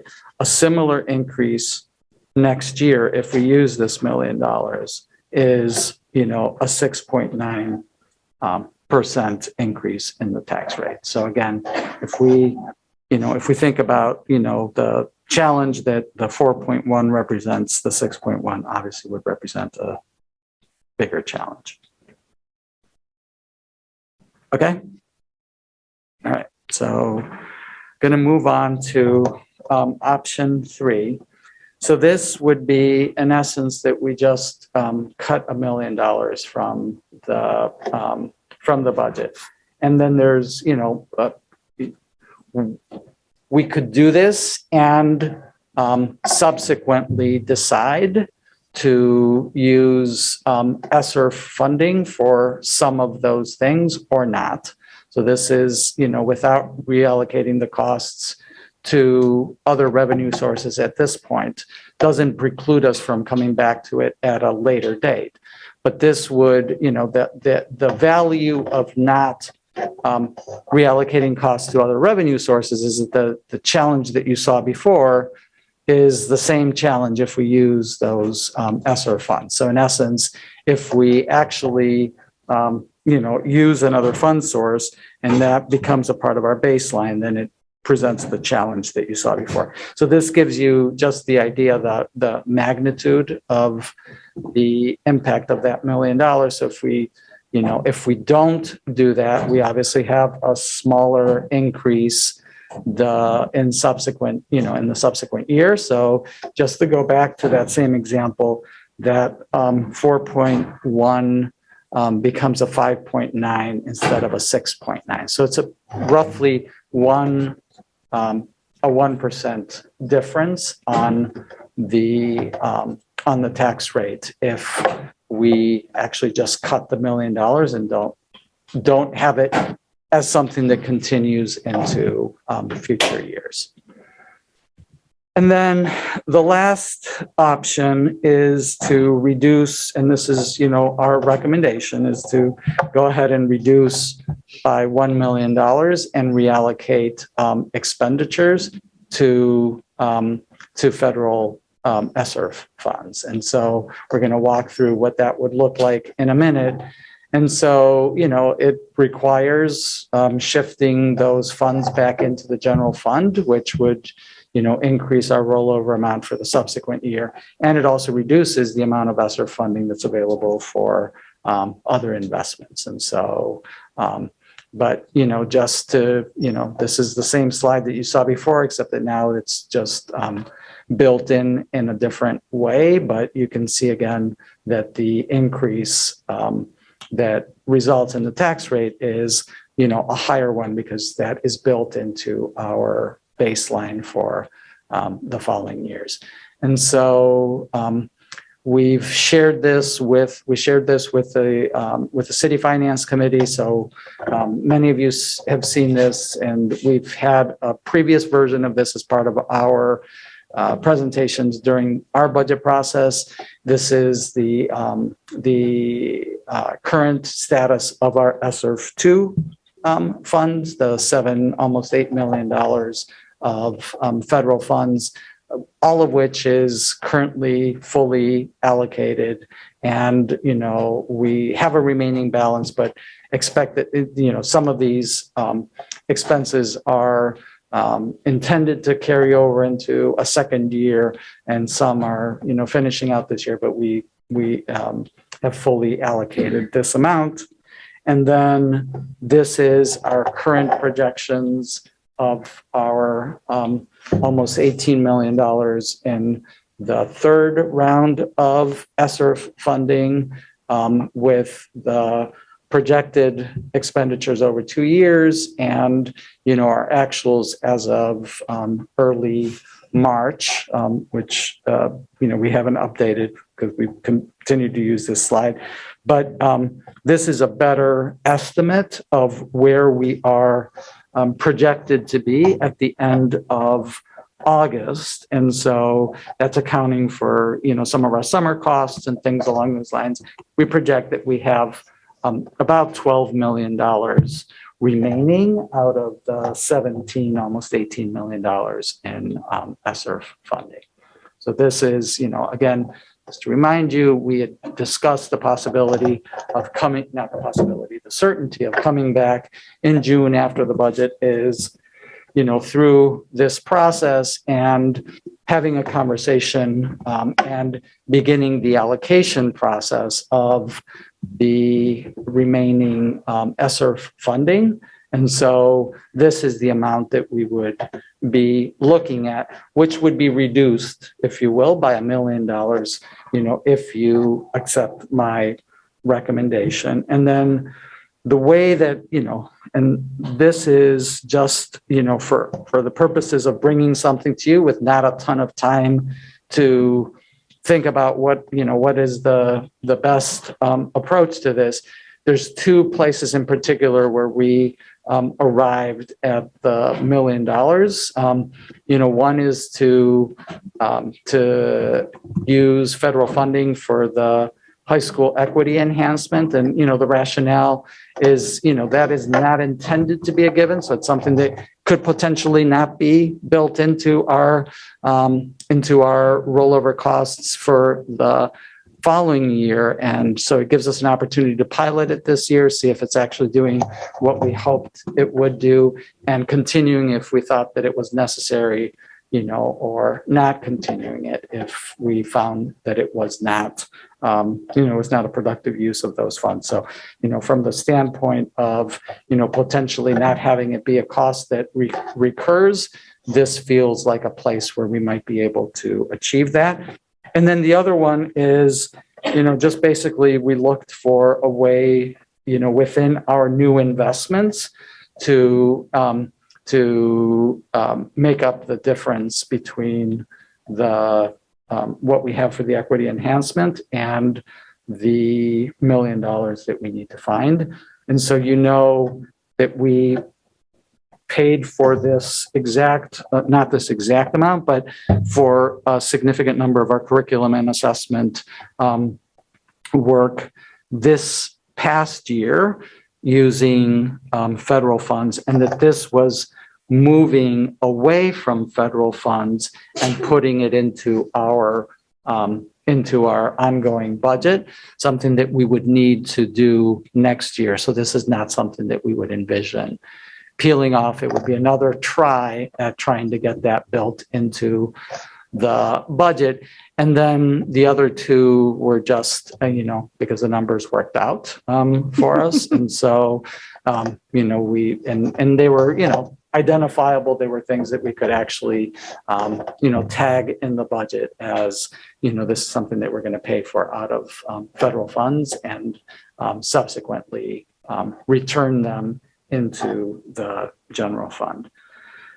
And so that's how we arrive at that $1 million. So that's our recommendation for how to do that. We wanted to make sure that you understood the multiple options that are available. And then, with the time that we've had and the opportunities for additional engagement that we have in doing this, we just turning it over to you for discussion, questions, and then ultimately discussion. Thank you, Mr. Superintendent. Are there questions? Board Member Burke.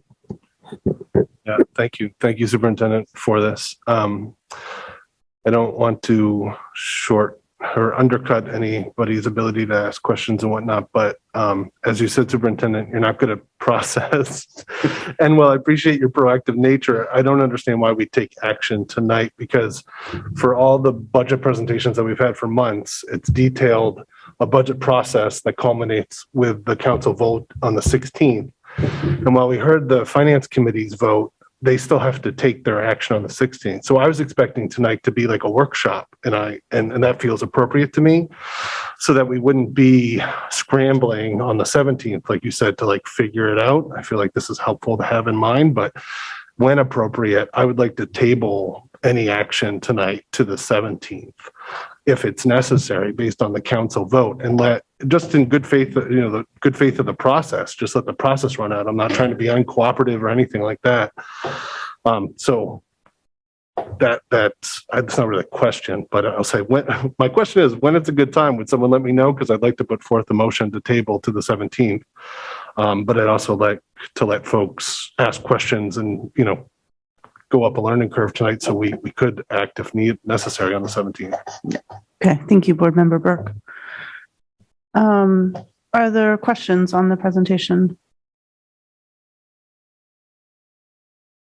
Maybe can I just say, in the spirit of Board Member Burke's suggestion for what, can we then look at this as an opportunity for you to really probe into the three options that are not the option that would result from that. So, the option to use to use our existing reserves, or the reduction or the reallocation, of $1 million to ESSERF, so in essence, running a workshop on that topic. And then you could decide to vote if you wanted to. Yeah, absolutely. I still think that leaves us at a place of asking questions and having a discussion, and maybe in the spirit of that, we could just have a more free-flowing discussion, because I know for myself, I don't have any questions about the presentation, but I do have thoughts on it. Yeah, I just need something back to my mind. Please, Board Member Bondo. Yeah, okay, thank you. Yeah, I totally echo Board Adams, because is fine. Thank you for those different options. So at least we have something to think about after the 16th. So we have something already in place. And I think when I try to understand the ESSERF, then we have now, so we touch, in case we want to get those 1 million, so we're touching from the SF3 instead of 2. Yes, yeah, because the ESSERF 2 is fully accounted for. I mean, we may have little bits and pieces, left of it, but it's been fully allocated. But, we estimate now that we have about $12 million of ESSER funding that has not been allocated at this time. All right. And then when I see the high school equity announcement, that's why I just share a little bit with Board Adams, is that my understanding was that we have some reduction costs from the ring, about 9.5 FTs, if I do remember. And then we're building on those equity announcement, then adding those 9. So that means it's like we're adding like a 0.5 FTs, if I understood. We're actually reducing a 0.5 FTE. So we would be reducing the full 9. Please, I cannot hear you.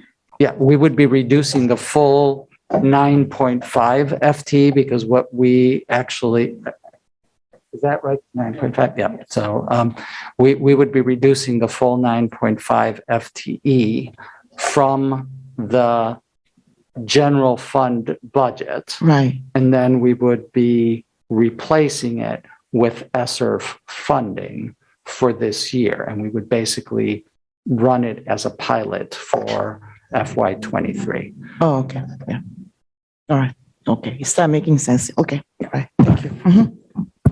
And I think, Ms. Bondo, the equity enhancement FTEs may be used differently than what currently exists. Exactly. Yes. Right. And I think that's what we would look at this year, is to see, what did we use that money for? Did it just go to, decrease class size, or did it go to support what that is intended to support, which is account for the needs of students that, that generated the funding. So this is, based on the number of students who are free and reduced lunch, ELL, special education, and so on. So I think that's what we would be able to assess by doing this, So we're not recommending that we not do it. We're recommending that we use federal funding, but it gives us the possibility, not like 50% chance or anything along those lines, but the possibility that we could say, this didn't work. It wasn't a good use of our money, and it wouldn't hurt our baseline going into next year. Okay. Thank you. Thank you, Ms. Bondo. Ms. Russell-Better, did you have a question? Yes. Thank you, Chair. So this is a silly question, but I just want to really be clear. So this last slide, Superintendent, the proposals that you laid out that you're suggesting we discuss would be the alternatives, but this last slide is really what your recommendation is? Yeah, I mean, This is actually the recommendation is to reduce. Oh, right. The option number is helpful. Yeah, okay. It's option 4 is, okay. And that last slide is sort of the wrapping it all up, but the actual recommendation is to reduce the tax levy by $1 million and reallocate those expenditures to ESSER, which is in essence, what the City Council Finance Committee asked us to do. Thank you. Having those two together is helpful. Could we go back to the last one again? Yep. And I apologize if I missed this because there's just so many details here. Can you just get a little more specific about the curriculum and assessment piece? So, Malia, do you want to come up and which those investments? What is the 320,000? Oh. We can. So, yeah, I think we were. The rest are the supplies. Yeah. So. It should be. Well, whatever it was. It should be in the 3. It should be in the 317 Finance Committee, and maybe even in my presentation, but definitely. 20,652. Yeah, I mean, it would be, it sounds like a portion of, so Fiona, our Wabanaki Studies Coordinator, teacher leader, we're bringing her to 1.0. Yep. So it would be removing that portion, I think, to get her up to the 1.0. Uh-huh. And then everything we've been talking about ongoing around curriculum to complete the design of our Wabanaki Studies, local Black history, as well as our science, elementary science, would be in there. I don't think our math curriculum is in that piece, although it might be. No, that's great. Just I think it might be actually. Okay. I think the math curriculum actually is in that amount. I'm sure Gail's texting me somewhere. So we can follow up and be very specific because we have this written everywhere. But I think it's basically meaning that the most, if not all, of our curriculum remains outside of the local budget. Okay. Thank you. No, that's helpful. Appreciate it. Thank you, Board Member Russell-Better. I just want to make sure, because I don't want this, that we're not proposing to cut that, right? We're proposing to reallocate the funding. So when you hear, removing, when you hear removing, Fiona's, quarter, that doesn't mean that, we wouldn't make her full-time. It's just that we would do that using federal funds, and likewise with math materials and things along those lines. Thank you. Ms. Yu, go ahead, please. I'm just trying to understand this. So if we decreased it by the $1 million in whichever way it was, and then the city got GA assistance they were expecting, they wouldn't give it back to us, right? Or would they? Or would they just use it for their own? I can't answer that question. I don't know what the answer. But if we vote on it now, then it's permanent. Is what I'm trying to say. No, not necessarily. I guess in theory, the city council, we could come with this and sort of do what the city council finance committee asked us to do, and the city council could say, we don't know, it's good, we don't want to reduce that. They could also reduce it by another 2 million or, whatever. The city is able to set the what they like to call the top line of the budget. And so in theory, they could reduce us further, or they could say, we don't have, at the end of the day, they are going to need to consider the budget that you bring. So if the budget that you bring is the budget that was approved back in, in late March, that's the amount that they need to consider. And, it would take 6 votes to reduce that. So it would take, 2/3 of the council saying, we want to reduce the budget that the board brings. If you bring the budget that is, a reduction, then they're acting on the budget that you're bringing, which is, minus $1 million from what you brought back in, in early April when we brought the budget to the council. Okay, I really appreciate that. You telling me that. That helps. Glad you understood it, because I was. Are there other questions? Mr. Yusuf. Thank you, Chair. One quick question. When is due the SRF 3? What's the due date? Yeah, it's all through this year and through next year. And then for the portion between August or July, the end of July and the end of September, that's just because of the federal fiscal year. So it's actually, I believe that would be September of 24, which would be the first quarter of our FY25 budget. Does that sound right? Okay. Thank you. Board Member Burke. Yeah, and this is, how do I mean this? Both sarcastically and earnestly at the same time. When you're talking about the taking the equity enhancement as a pilot, and part of it was asking ourselves, was it a good use of money? That's what you do every year, right? Like, you go through our budget and ask if this is a good use of money. So whether it's ESSER funds or it's local funds, like, that's why we like you. You have that kind of process to make sure we're spending our money well, no matter where the funds are coming from, right? Right. Okay. Yes. Thank you. And yes, but this is the first time that we're doing it. And, there is the opportunity for us it will never be built into our budget. So it wouldn't be a cut. It would be something that, we did for 1 year, we're using ESSER funding and, don't have, it's not like our, formula or raising the class size or discontinuing pre-kindergarten or something along those lines. So that's, I guess, what I mean by that. And I guess I understand that yes, we would do that with everything, but there are some things that would be built into our baseline going forward that we like, I'm transparent about that. Our intent is to include the curriculum and assessment costs in subsequent years. And we tried to put it in the budget this year for that reason. And so we would want to do that again next year. I have 2 things I want to mention. One is that the board will remember that last year, the city's finance committee did not support our budget at the committee level. It was also a 3-0 vote against our budget.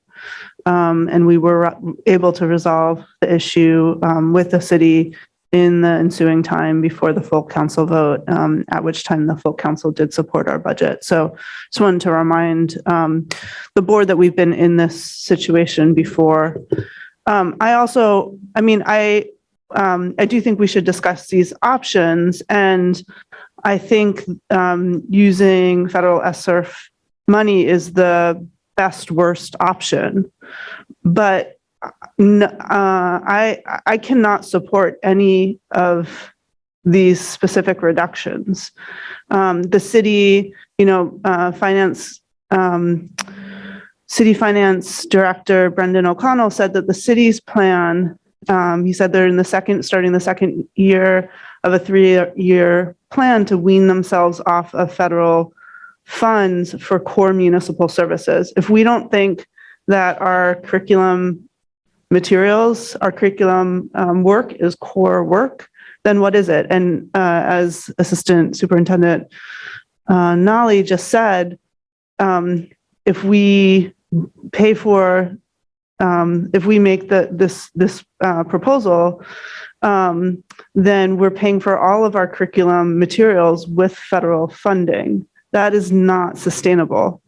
So, and the equity enhancement, in my mind, we are taking a big step forward in trying to better meet the specific needs of our students based on who those students are. And that is a very big step forward. I'm strongly supported this equity enhancement, and making it into a pilot program puts it, I mean, I absolutely want to know how this money was spent when we get to, throughout the year, but when we get to our budget next year. But making a pilot program minimizes it rather than it's something that we can rely on next year and that we can build upon. And then the RISE EdTech, that's a state required position. I don't know how that is not a core service, and the PAE staff position. We know there's an incredible need. We heard about the wait list. I really look forward to our board focus on Portland adult education in one of our upcoming meetings. But none of these, in my mind, are expenses that we should be paying for with one-time federal funding.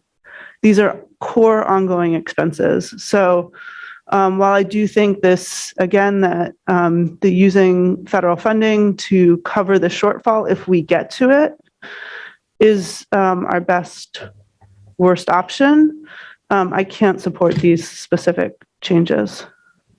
Would you support other changes, or because I think that's, this was our attempt to arrive at what is $1 million worth of, reductions. And, we're fine to just, if you say, reduce $1 million and fund it out of ESSER, but at the end of the day, that's the question, right? Would you, I know that you're saying it's the best worst option, but if we get to that point, that's what we're going to need to do. So I guess my question is, if we get to that point, would you want us to do something other than this, or are you comfortable that these would be the ones that we would use because it gets us to $1 million? I mean, the reality is that in this budget, we are making very few new investments. So there aren't a lot of other places to go. So I recognize that, but I can't justify using federal funds to pay for these core functions. But that, I guess that's my point is, like, at some point, if we're using federal funds, we're going to pay for core functions out of that. Because the other thing is, like, we could $1 million worth of bus drivers, or $1 million worth of principals, or something along those lines. Those are other choices that we would have, but it seems, in this, the way that we approached it was to say, what are some of the things that are, that were new investments this year that we would, pay for out of federal funds, not, Well, I think this presentation underscores how inappropriate it would be to use one-time federal funding to pay for these, to pay for expenses that we have included in our local budget. So I agree with the approach that Board Member Burke raised. I don't want to cut off discussion. So I'm also want to see if other board members want to talk about their reaction to this. But I would propose that, that we go forward with and consider Board Member Burke's proposal to table this motion, and that if we're in the situation where on the 17th we need to consider this, then we do so. And I see a hand from Miss Billiou. So Miss Billiou, please go ahead. Yeah, thank you, Chair. I'm wondering if you can, Superintendent, if you can tell us who or like who decided that those were the programs we were gonna, is that just like what you and your administration came to?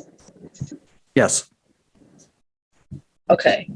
I think with that circumstance, I would definitely like to go with board members' approach. I would definitely personally want more time to look into this and maybe even an opportunity to see what else we can utilize. Because I mean, like Emily said, a lot of what was on there is what I personally wanted to, what I personally was excited about and I wanted us to achieve within that budget.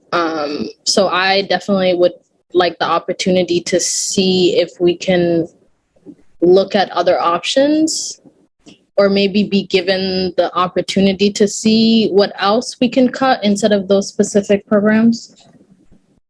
I mean, I think that's absolutely fine. I think, if just to sort of play this out in, sort of in real time, if we're back at the table on the 17th, it's to adopt a budget that is, that conforms to the,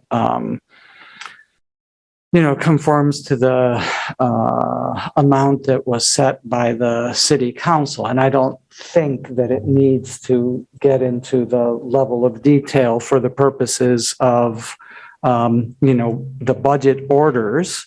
It doesn't need to get to the level of detail that we're talking about today. So if you wanted to spend the next 3 meetings looking at what is another way that you could reallocate federal funding, honestly, from my perspective, it is not a great use of everybody's time because at the end of the day, we're going to do what we just suggested. It's just going to be a different thing that is there. But I respect the board's, ability to do that and to say bring me different options or, I'd like to look at the full budget and I'd like to cut this and that and the other thing and get 5 votes for it. It doesn't really matter. I think for the purposes of what we would need to do on May 17th, but on May 17th, we would need to act on a budget that conformed to the city finance, to the city council's bottom line amount. So, are there board members and Board Member Burke, if you have something that you want to add before I get to this, please let me know. But I'm wondering if there's board members who would want us to consider one of the other options that the superintendent put on the table today. Board Member Russell-Better. Thank you, Chair. I don't know if you want me to go with it now, but I had more question about one of those. Go ahead. So, Superintendent, would you mind going through the slide to, I believe it was one of the first, let me see if I can. I had a question about the use of the fund balance. So I'm not sure which slide that was, but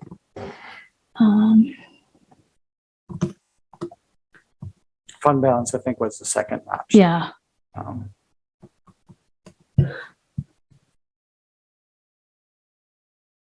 Okay. This is it. So I just had a question and I wondered if Kathy wouldn't mind just weighing in because I know in having past conversations about the use of the fund balance, a finance director's job is to be cautious, right? And making sure that we have those reserves. So I just wondered, Kathy, if you wouldn't mind just kind of refreshing. And I know, here we go. Here's the whole fund balance overview. Can you just let me know in your experience, like just having, I think the total general fund, that's what we're talking about and using. We're really just talking about the first line. The unassigned fund. Unassigned, I'm sorry, that's right. Okay. And so is there, and I remember us having a conversation in the past about this, but I can't remember details. So I'm just wondering what feels like a healthy amount of that to have, just really general, because I think that just helps in thinking about, does it make any sense to go into that fund? And it sounds like this isn't isn't what the superintendent is recommending, but I just wanted to kind of question that a little bit. Yeah. Well, from my perspective, we just want to build that as high as we can. Yeah. And right now, because of the pandemic, they're allowing us to build up to 9% of the previous year's general fund budget, which is awesome because it allows us to take any reserves and build them, which in the past we haven't really been able to do to that extent. So we did have a slide, and I'm not recalling that right off the top of my head, but it's like 9 million or something that we could build it to. Okay. So I'm sorry, could you just repeat the 9% again, just so I get my head around 9%? So it was of the 3%. It was 3%, and they've allowed it for the next 4 or 5 years, I think, to go to 9% to build that, and then it will drop back down to like 5%. But in the interim, that is to prevent us from falling off the cliff without a backup plan or without a reserve that we can apply to. And I think the city said that they look at like 16%. They don't have the same restrictions as we do, but they try to build theirs up as high as they can too. And of course, we're financed, so we're going to say that. But it just gives you a strong reserve that you can move against in situations like this too, where we're being asked to reduce. It would give us some leverage, I guess, with that. But in this case, we're using quite a bit of this. So in that proposal on that slide, it would be taking 1 million out of the another million out of the 3.6. So you'd be taking 2 out of the 3, leaving us with a little over 1 million. Okay. So plus whatever we have for a surplus this coming year for FY22. This is FY21's audited balance there. Okay. So does that start giving you heart palpitations if you the idea of doing a little? That? Yeah. A little, yeah. Okay. And the other issue is that it increases the tax rate impact of annual escalation. So we then pay the cost of it the following year. So that was, I mean, when you can use that until you have no more to buffer. So I'm sorry, I'm just talking about in terms of the tax increase. Because it's built into the baseline. Yeah. And that, I don't know if you want to pull up those charts, but I think that chart is very helpful. That is true. That's this, and that's true for this and for the ESSER funding. So anything that gets built into our baseline is going to result in our tax impact being larger this year than if we just reduce the $1 million. And, we're starting from a lower baseline. I didn't understand that, so thank you. That's helpful. And just trying to wrap my head around how we use that fund balance and what the impact of that would be. So that gives me a better picture. Thank you. I think Kathy's point, I think we heard this at the city's presentation that they aim to have a 16%, which is roughly the equivalent of 2 months of operating funds in hand. We're capped at 9%. Until the pandemic, were capped at 3%. And that's not just, it's not the city council's doing that, state law. We're limited, and now we've been given the flexibility to go up to 9%. So I think, just to put that in context, under, tremendous hardships, that 9% is roughly a month and a half of expenses. So I think that's important. And I do think that the city has, I think what I recall them saying 12% is what they actually are carrying at this point. And I think that's what their either the ordinance or their finance guidance, informal. Yeah, is that's what they like to kind of best practice. Yeah.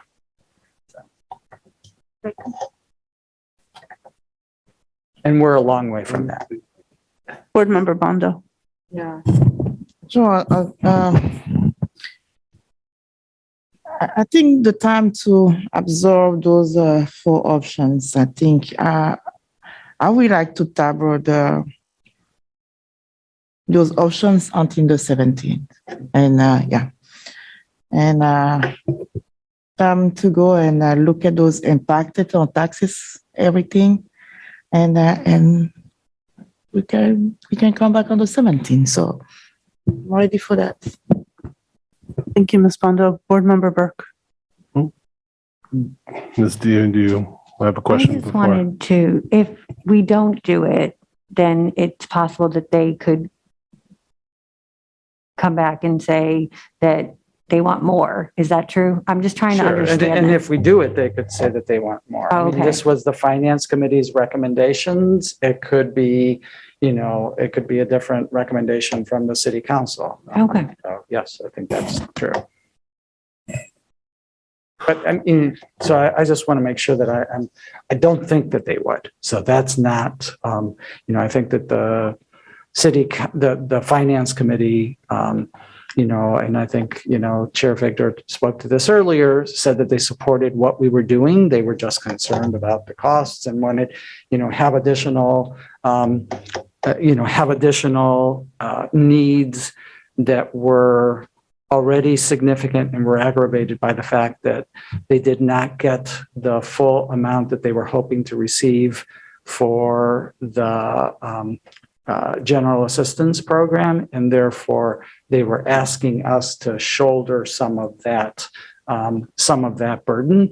So there was never a discussion about we should do more. That never came up. I think that all three of the members who voted for the reduction went to the they say that they supported what we were trying to do and they understood what we were trying to do. So I don't want to make it sound like an ominous thing. I don't think that that's but in terms of factually, could they? Yes, they could. Thank you. Board Member Burke. Yeah, so I'd like to move to table this item until May 17th business meeting in order to allow the City Council to complete its deliberations. I think I need a second. Is there a second? Ms. Bondo, second. May I speak to the motion? Yes, please. Yeah.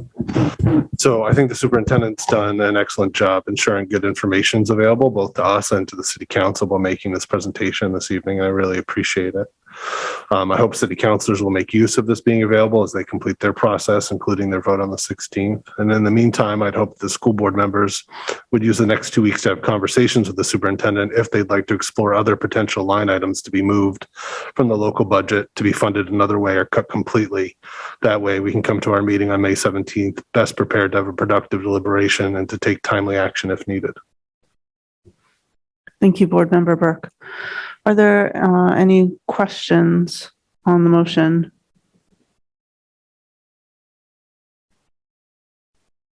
I take public comment on a tabling motion. Yeah. Okay, we're going to move to public comment.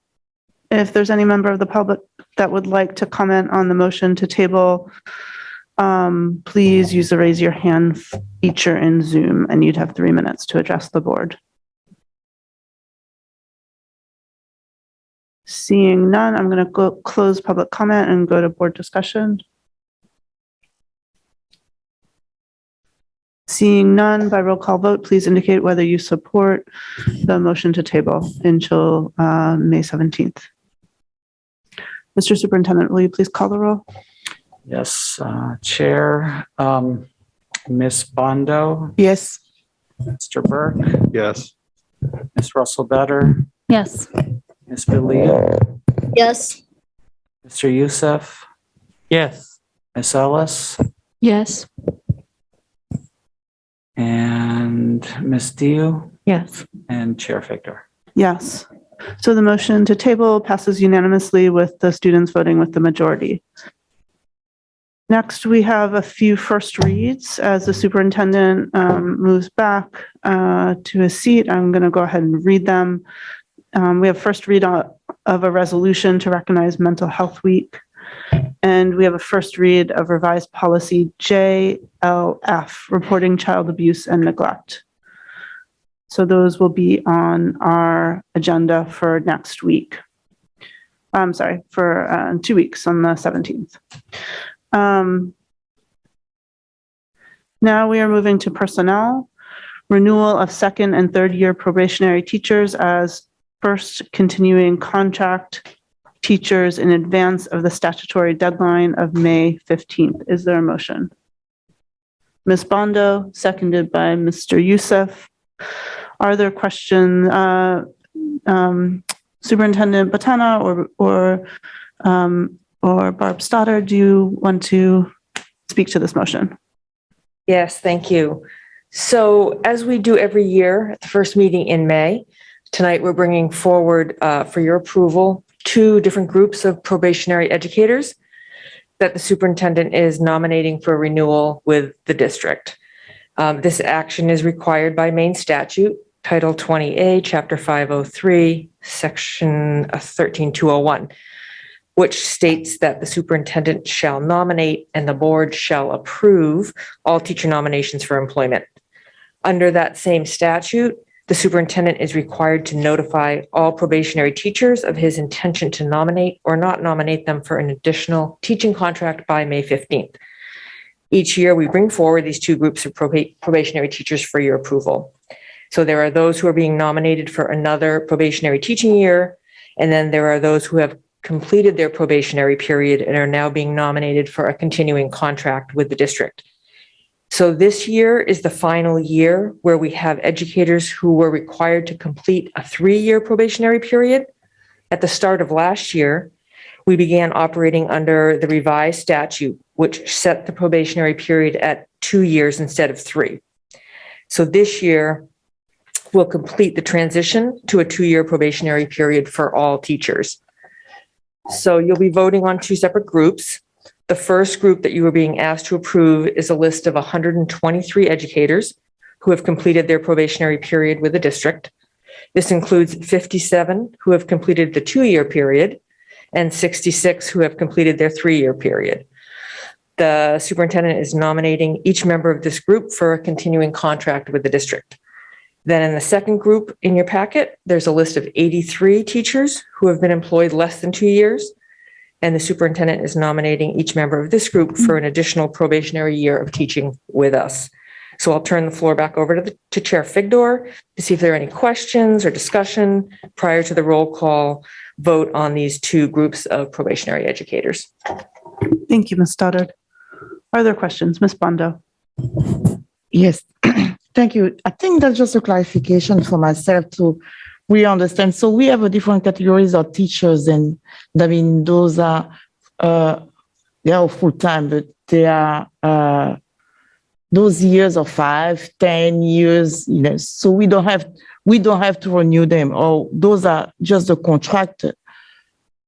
Try to understand why we have to renew them every 2 years if we hire them permanently. Also, I try to understand what the way it works. Just so by Maine statute, yes, all educators have a probationary period, which is now 2 years in length. Okay. And each of those 2 years, each contract is for 1 year. Okay. So we renew them for a second year. Mm-hmm. And then if we renew them going into the 3rd year, it's called continuing contract. And that really is, they're tenured at that point. Okay. And so they are then on a continuing contract that we do not have to renew again. Oh, okay. So after how long we don't have to renew again? I'm sorry? How long after we have to not renew again?